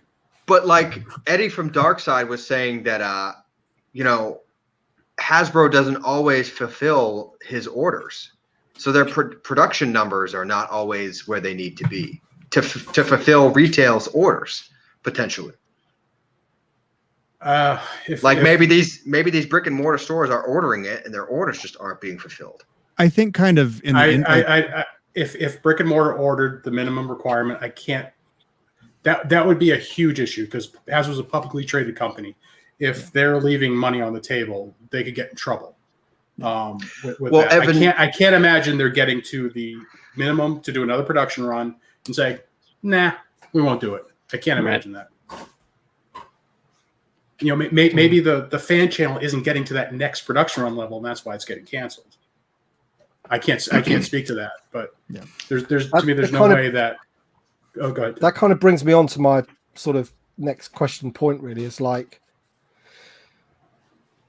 it almost seems like we could be in like an echo chamber where we're just sort of thinking that it's more popular because, as you say, Chris, like it's the hardcore fans that are the most vocal, and we're extremely vocal, and I think the whole community is extremely vocal around TVC, particularly in the last 6 months. Yeah. Half of that's because the product's been so good, in my opinion. Like, I see a lot of people saying, I'm selling my Black Series because I'm concentrating on 375. Sometimes I see it the other way around, but I've seen a lot of people saying, I'm selling my Black Series because I just want to concentrate on 375. And it might be because they're of a certain age and the products that are, when you look at that Mythrol figure, for example, you're like, flipping heck, wow, they are up there with, in terms of the quality now. So why wouldn't I buy a cheaper figure for a start?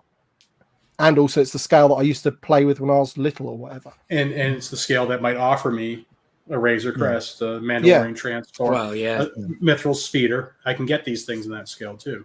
So I'm like, the question is like, where, like, if we continue to make noise, like, where could it be like this time next year? Could we actually see like proper, maybe like 20 new sculpts in a year rather than 7 from last year? Yeah, that would be great. Well, I just kind of want to say that, part of the noise that, I've kind of had in my intentions as we do stuff with SWTVC and my own personal stuff is kind of also advocating for Hasbro to kind of step up and do their part to get their retail partners actually engaged in or excited about this product and want to sell it, which I'm sure they do to an extent. But it is, you just look at the Walmart exclusive Din Djarin set, how that was handled, and nobody knew anything at any level, and everybody's like, well, I don't care, we just sell them, or oh, that's a corporate problem, and corporate was like, we don't know what you're talking about, and Hasbro said Walmart's great. And so it was, it was just a tough one, and you can't really accurately judge. I think they were burned too by the past 7 years of all the 5 POA frankly inferior product in the 3 3/4 inch scale, really burning them and kind of burning public perception of the scale compared to super articulated quality in the Black Series. Well, just look at look at three examples. It's The Boy That Cried Wolf. You had the 2012 Phantom Menace where they talked it up, told their retail partners, this is gold, this is the Phantom Menace, coming out. Big dud. 2018, you had that launch wave. They talked it up. This greatest thing players want. They're dying for. Big. And it was a bad choice to buy Hasbro. Right, but they still. I'm just saying. We look at the retail perspective. Then they probably heard the same thing about Solo and The Last Jedi. The new movie, new media. It's going to go crazy. And then they say, okay, look, we got it all figured out. This new Stormtrooper that Tyler's going to buy 1,000 of is great. And they're going to go, yeah, we've heard this before. You've told us this 3 or 4 times in a row. Now that the quality is there, though, that it's and so the choices are getting better. Here's a question for you, Chris. When they say things like, what we, our production numbers or the number of new tools every year is based on our market data. Do you think that Hasbro is still going on market data from like the 5 POA years where they're like, oh, there's no demand for this because that was low quality crap compared to what we're getting now. So the market data would be all skewed if that's what they're going off of for demand now. You're getting off on a tangent of mine that I'm passionate about. But whenever people model things, they're modeling historical data. Yeah, and they always take the known data set, they build a model to predict the future, but that doesn't predict disruptive things. To the model. It only tells you if you apply what was happening in example 2018 to 2019, this is what it looks like. It doesn't have the disruptive events in there. I mean, that's where certain stock analysts make millions of dollars. They can predict that they don't mine historical data. They look to the future, and that's where they strike it rich. So it's a big frustration of mine when people only mine historical data to predict forward. And I think that's what happened. That's where Tim and I and the rest of us got our butts on our shoulders when they said the market is telling us there's no demand for this. Yeah, you're looking at historical data that's not accurate. You're not being predictive. So along with the petition that we made, that we all pushed, do you think that they're starting to look at newer market data from the past couple of years where the vintage collection's really ramping up because the quality has ramped up to where that gives them more faith to make more tools and invest more in the line and that kind of thing? I don't know. This is just my suspicion. Let me put that right out there. I think they've seen things that will say our analysis is wrong. The Razor Crest says our analysis is wrong. This Boba Fett says our analysis is wrong. That's what I'm hoping because it does show that it was wrong. These things, by their own admission, caught them by surprise. The Razor Crest caught them by surprise. They only predicted they projected stretch goals up to 10,000.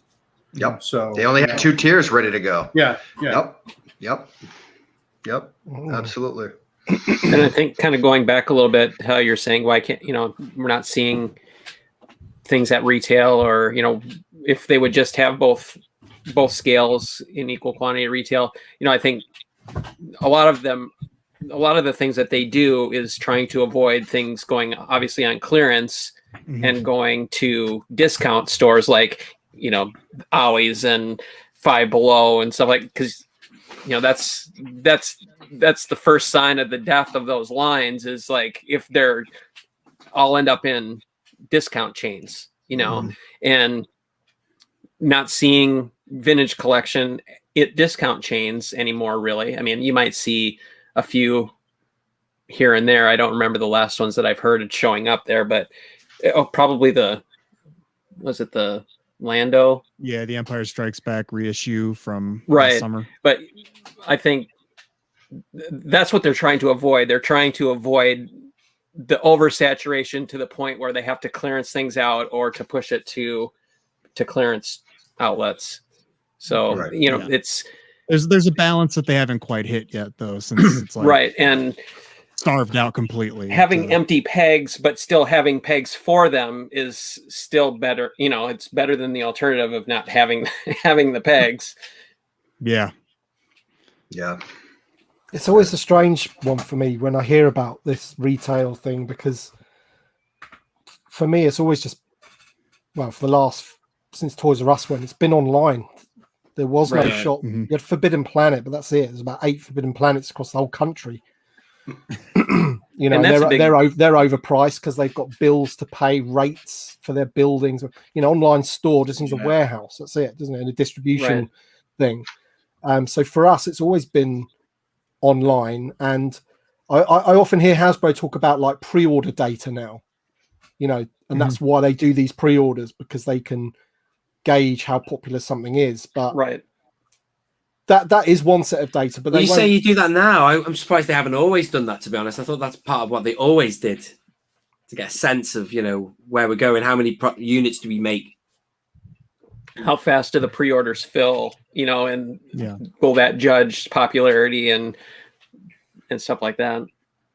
I don't know if, you know, how closely they monitor pre-order data from, you know, there's so many outlets out there where you can get pre-orders and order figures from, you know, it's moved so much to online over the past, you know, 5-10 years. You know, it's seeing toys at retail isn't as big of a deal anymore because you could buy them online. You know, just because you don't see them in the store doesn't mean they're not available elsewhere. You know, it really doesn't bother me that I don't see figures at retail. You know, it's like, it's great when you do, because, hey, you know, you could just get them and not have to worry about the hunting them down online or waiting for shipping and all that. But for the most part, aside from exclusives where you have to go to one outlet, being able to get things online is far more convenient, and it doesn't bother me. I agree. Actually available. I agree. It's just like Chris was talking about the casuals factor. Like if you know, if casuals are drifting into the toy aisle or the you know, the Star Wars area, and there's no vintage collection there, how are they supposed to be pulled into the hobby? How are we supposed to bring new people into the hobby? Yeah, that's true. That when I was in an Asda, which is the only place I've seen anything really, they had the retro collection in there, and they had the retro collection, the Han Hoth, and I didn't buy it, didn't need it, but they were lying flat on the top shelf, so I actually stood it up so it's like that. But the off chance some fella's going to come past, or female, see it and think, I've got to get that. Wow, I used to have that when I was a kid. You know what I mean? But that's exactly right, Tyler. Yep. He's not going to see it and know about it. And it's like, you know, I know sequel's bad, all that. But like after one of the times I saw Rise of Skywalker, I went to a store and I saw a father and son that had just gone to see the same showing of the movie that I'd seen. And they were looking at an empty toy aisle. There was not a single figure from that movie. And the kid was all excited, but there was nothing for them to get. There was, I think, maybe a Galaxy of Adventures like Vader, a 5-inch Vader. But you know, it was just kind of, it made me sad because that's been something that was very important to me. You know, I remember seeing the Phantom Menace with my dad when I was a kid, and we went to the toy store right afterwards, and it's like, oh my God, the world is mine. Like everything exists. I remember when after, you know, when the big movie events were going on, the whole, you know, Star Wars would have an entire aisle to itself full of product. And I know times have changed. I get it, but it's disappointing. Times have changed. I often hear like phrases like the thrill of the hunt and stuff. Like, and I've never really understood like what's the thrill of like traveling God knows how many miles, drinking so much petrol to find nothing. You know, or find one figure somewhere. Like, oh wow, I've come back with this thing. You know, when I can just go online, get the figures I want. Oh my God, I found a Sutton. Hey Tim, that's the UK. Keep it in the UK. This is America. We drive our Humvees. We get everything we want. 5 miles to the gallon to Walmart. I was going to say the amount of gas I've spent driving around to find maybe 3 figures in the past year, I could have paid for everyone here, including in the comments, to have a Hasbro Pulse membership. I just think it was funny that the 2 young guys are playing games of Remember When. They're Hey, too come on young now. to be shouting at clouds. Yelling at clouds. Old people out in the, don't have a monopoly you're- on memories, Chris. No, I'm not saying that. You're too young to be shouting at clouds. Old man yelling at cloud. My knees When hurt my and my dad mind took is me to foggy. I can Phantom shout Menace, whatever yeah. I want. But yeah, Tim, you must have felt a little bit of that thrill because I do whenever I go out. But I always make sure I cover it by getting the whole way first. But when we all went out looking for that Rise of Skywalker wave with the Rey, and I'm sure you must have gone to a TK Maxx. Yeah. Well, you do feel it, don't you? Kind of like sent you a hunting voice and message saying, what- "Guess what? They've got TVC and TK Maxx." Well, yeah, it's like I don't do know why like I'm that, so but I would happy. Already had definitely them. cover my I've already got chips. them. Yeah, well, you've still got happy to to- get it covered first. But And I was get still, the whole- yeah. No, I was. It is good to see them because obviously, if you're talking about memories, I remember the of Kenner line, course. and where there's Yeah. like a half a shop was dedicated to Star Wars. But given what happened to certain figures like the Tank Commander or whatever, you wouldn't want to not get it straight off just to get it in the bank, Yeah. Get it there, you've got it then. Secure.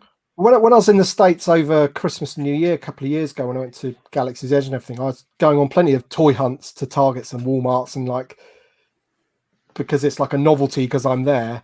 And all I ever found was that bloody Black Series thing from the Solo film with the staff. What's his name? Moloch. Yeah. That's all they had in every single shop. Just him. I thought this is pointless. Yep. Yep. Would have been a great TVC release, though. Yeah. Would it? But seriously though, like the whole hunt thing. I understand it. I do. I'm only sort of kidding. But you never get someone. I think it might have been you, Tyler, actually, or someone's on Instagram showed a picture. Actually, it might have been Blue Harvest.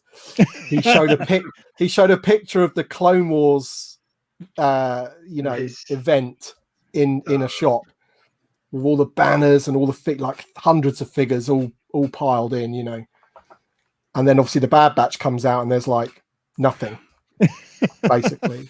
But that just shows you that's time, isn't it, for you? That's just the way the world's changed and online's dominant. That's true. I think How I would far have we've less of a fallen. problem with the online stuff, though, if we weren't in either perpetual pre-orders or some kind of sold out purgatory. It's kind of hard. You kind of have to get things when they flash in stock at certain times on certain places, and then you never know when they're going to actually arrive. Yeah. Or you just seeing the devastation caused by certain episodic sagas. I don't want to offend anybody, but still some damage maybe been done, as we say, about retail and Yeah, Well, that's what I mean. Evan, like data, as Chris was saying, data is very important, isn't it? Yeah. the pitfalls you just mentioned there about pre-orders and stuff like that. It's like it's that, or go on a 20-mile round trip toy hunting and find Moloch. Yeah. But that's the price of having instant gratification needs. So The thing with all these pre-orders, I've pre-ordered a massive amount of gaming greats, massive amount of the 50th anniversary, Ahsoka. I just know they're all going to hit in the same month, Yeah. and I'm going to have these massive bills. future me is in some financial crisis right now. Yep. Yeah. It happened to me the other day, actually, literally, because the Purge Trooper came in stock. And the Purge Trooper, because that's a Entertainment Earth exclusive in the US. Over here, in stock, yeah. or for pre-order. No, so I've already got the other 3 gaming greats, but just not Right. that one. So for some reason, it arrived at a different time. I don't know why we got them so early, but that one was missing, and I presume it's because it's an Entertainment Earth. It just works a little bit differently. But now they've got it, and on certain retailers, I'd ordered it as the wave. Yeah. So that one figure's turned up. I'm having to pay for all 4 of them Yeah. twice because I've ordered them. Yeah. I already ordered them when they came in, the 3 of them, because I wanted them. So I ordered them again because that's that whole pre-order thing we were talking about earlier, where on that occasion I did order all 4, but because they got one, they wouldn't ship the other 3. Yeah. So I was like, well, I'm gonna have to order them again then, just the 3, so I can get those shipped. Tim, I just want to really quick address a comment that I see here. Sorry to kind of derail. No, go. I see one that someone mentioned, Hasbro, Monkey Jeebus. Hasbro should just vote on what characters fans want and crowdfund it, blah, blah, blah. Totally agree. This reminds me, the one thing I wanted to mention when we were talking about the reveals, Bo-Katan being number 1 of the winner of our March Madness thing, and like the number 1 most requested from like the over 700 characters that we received in our 3 months of open voting for that. All 3 of these new figures that we saw, Mithril, Bo-Katan, and Quill, were high up. I think Quill was ranked a number like 5 or so, and we kept him off of the bracket since he was so strongly rumored to be coming. But they were all in this top 64 bracket. They're all in the top 64 wants of this portion of the community we tested. So are Lobot. So are Bib Fortuna. So was I think Fennec Shan, of course, and rearmored Boba Fett, but we don't have those yet. But it's nice to see, and I was very encouraged after this stream that the Hasbro priorities are now feeling like they're really kind of overlapping what we've been asking for, overlapping with what our priorities are and what we're hoping to see moving forward. So sorry, that was a quick aside. I just wanted to pick No, I totally agree. I think it is. I think that's why, my point earlier about them. I do think they're more in tuned with what's going on. Somebody somewhere is listening. Merrick is an example of that. He was also on the list. The VC68 repack, I think is an example of Hasbro paying closer. I mean, think about it. We went just a few months ago from, again, Peasant Anakin and that whole wave where 3 out of the 4 of the figures are like, nobody asked for these. Literally, nobody asked for these, right? To VC68, which virtually everyone in the community has been asking for years. So this, to me, signals a shift in Hasbro paying a little bit more attention to the community. Yeah. There's one distinction there, though. VC68 is in mainline, which they always said the ones that everyone, which really means us hardcore collectors, are asking for, go in mainline.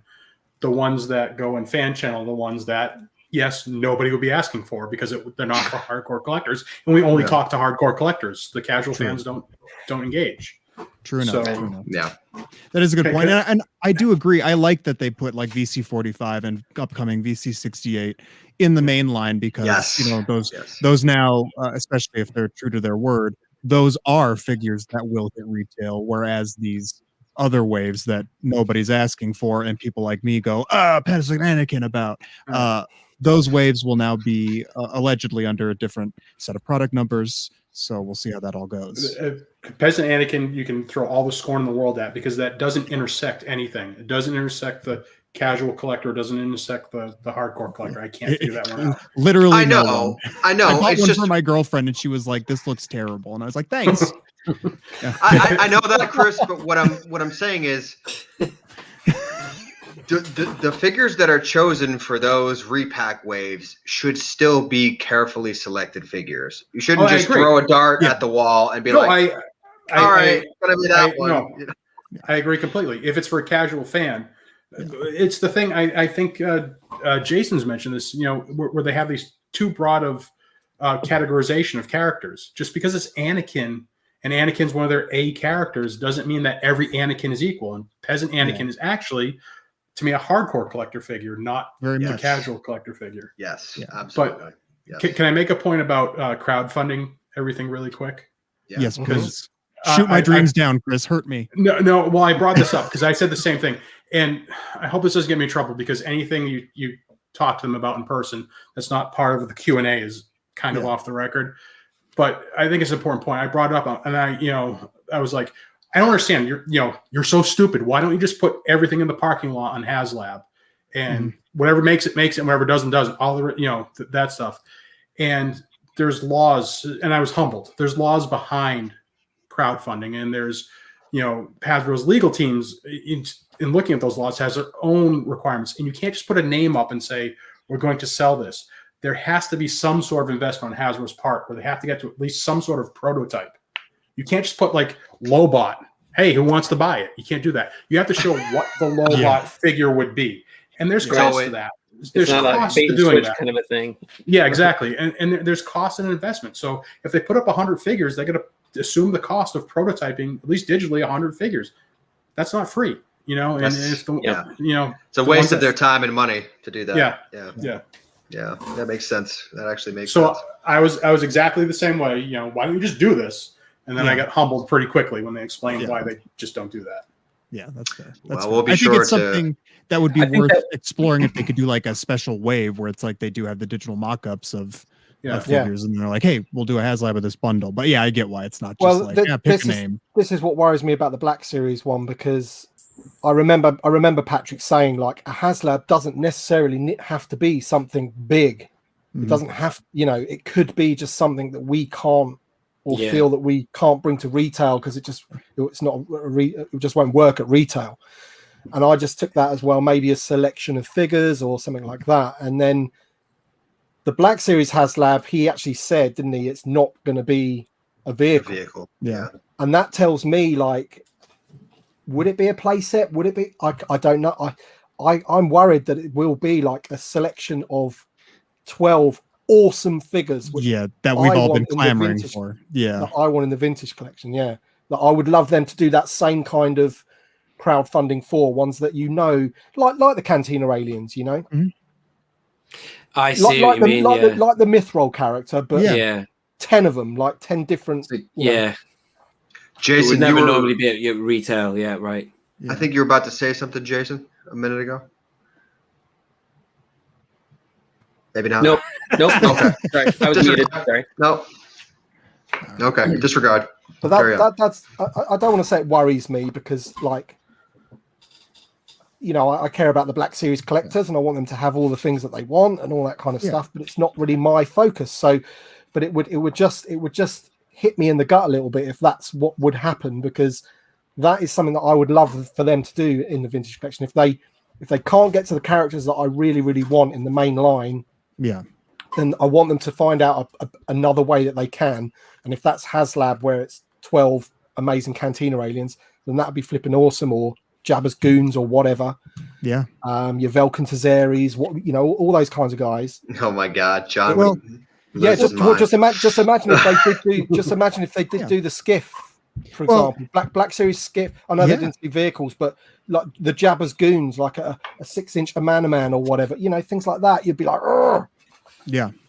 Well, you know, I saw someone comment that, oh, don't do fan votes because you'll only get tweeny dumb stuff like clones and sequel garbage. And it's like, that's not necessarily true, man. It's, you know, that's the Woke Law 229, wasn't it? Yeah. But like the bracket of the 64 that we did, you had characters like the Tonikas, you had Velkan Tazir, you had the deep cuts. There was like one sequel figure on there. That was it. Like, we get it. Like, but yeah, it's not. I don't know. I worry that Hasbro would learn the wrong lessons, though, if they did like a figure bundle of figures that we'd love to see in the vintage collection, but then did it for Black Series.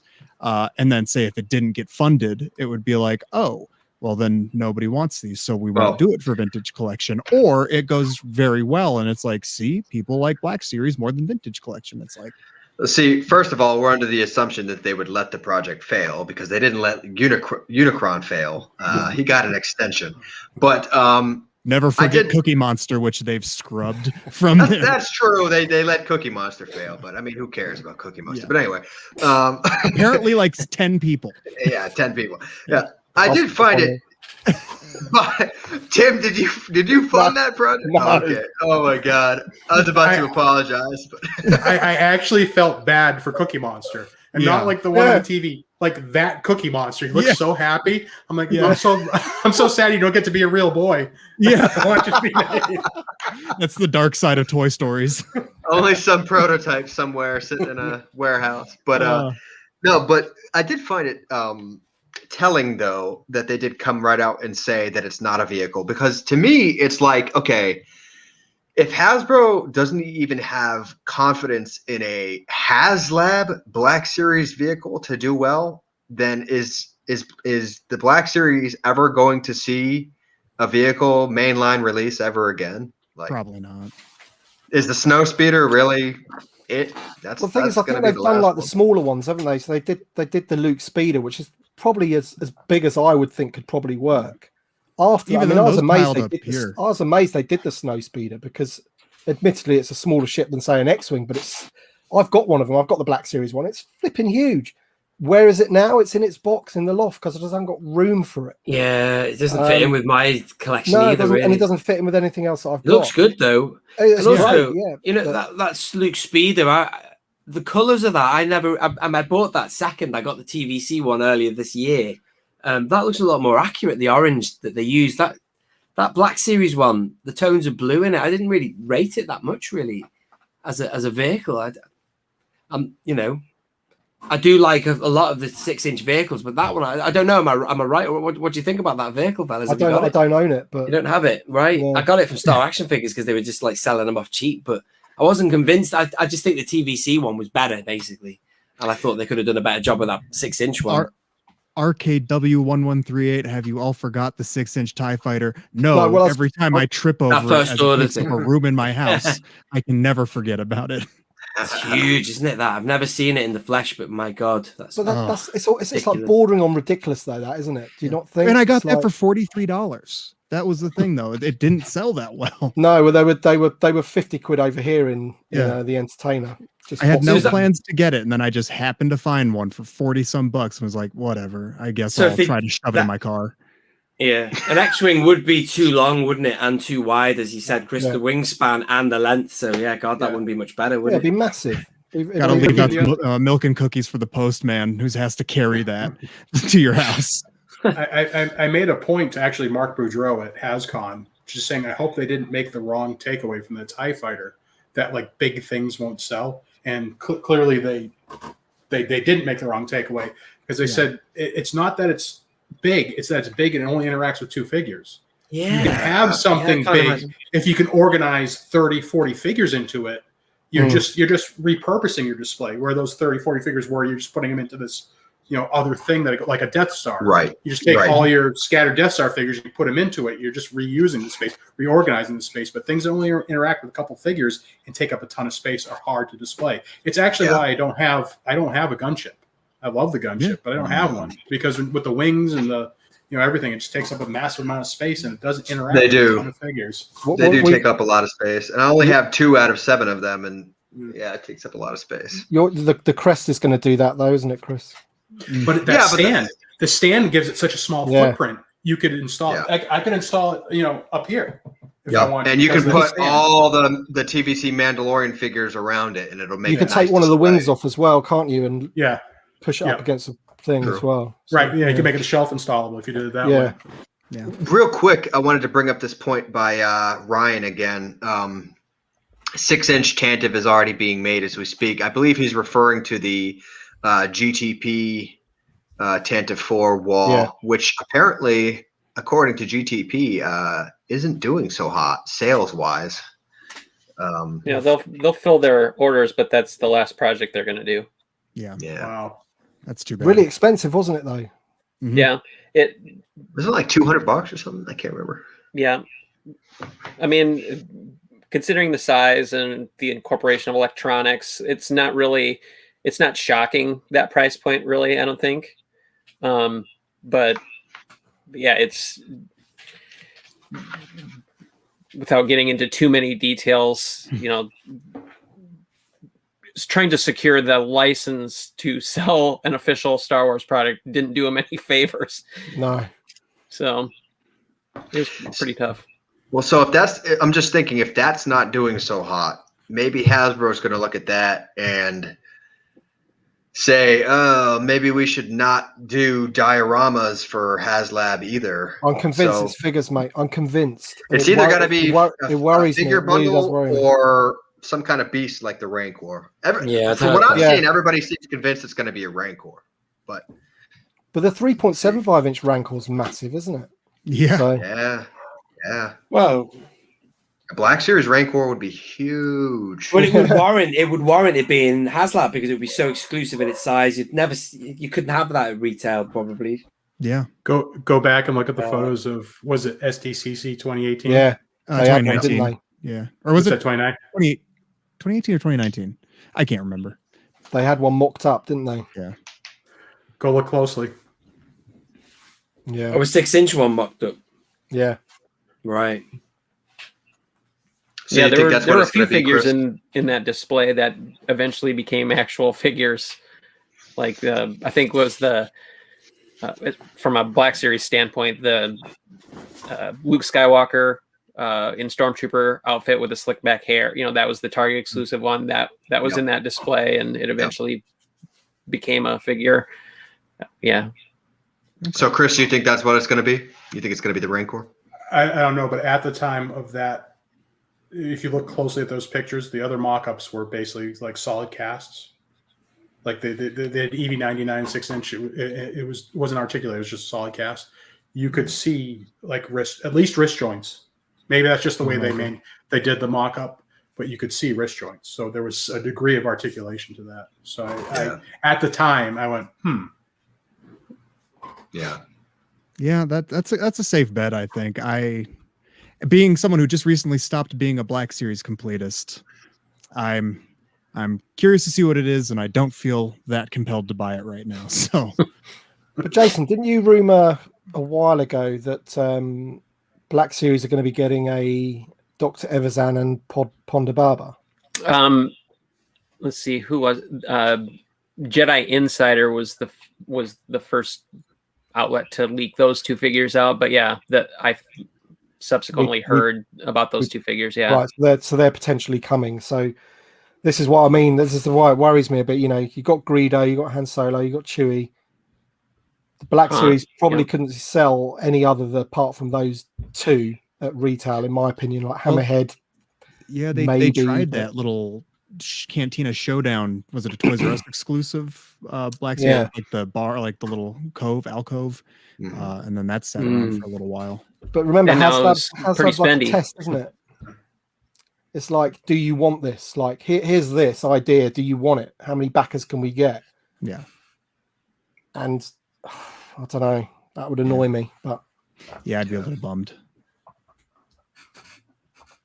Anyway, oh blimey, we've been going 2 hours 25 minutes. You know what? At the beginning of this, I was thinking, we'll just do an hour and a half this time. Yeah. I didn't say it out loud, but I had it mentally like we'll just do an hour and a half, not 2 hours, because I'm knackered. And we've done 2 hours, nearly 2.5 hours. But it's been good, guys. Yeah, great. Thanks, Tim. Thanks for joining me. Yeah, thank you.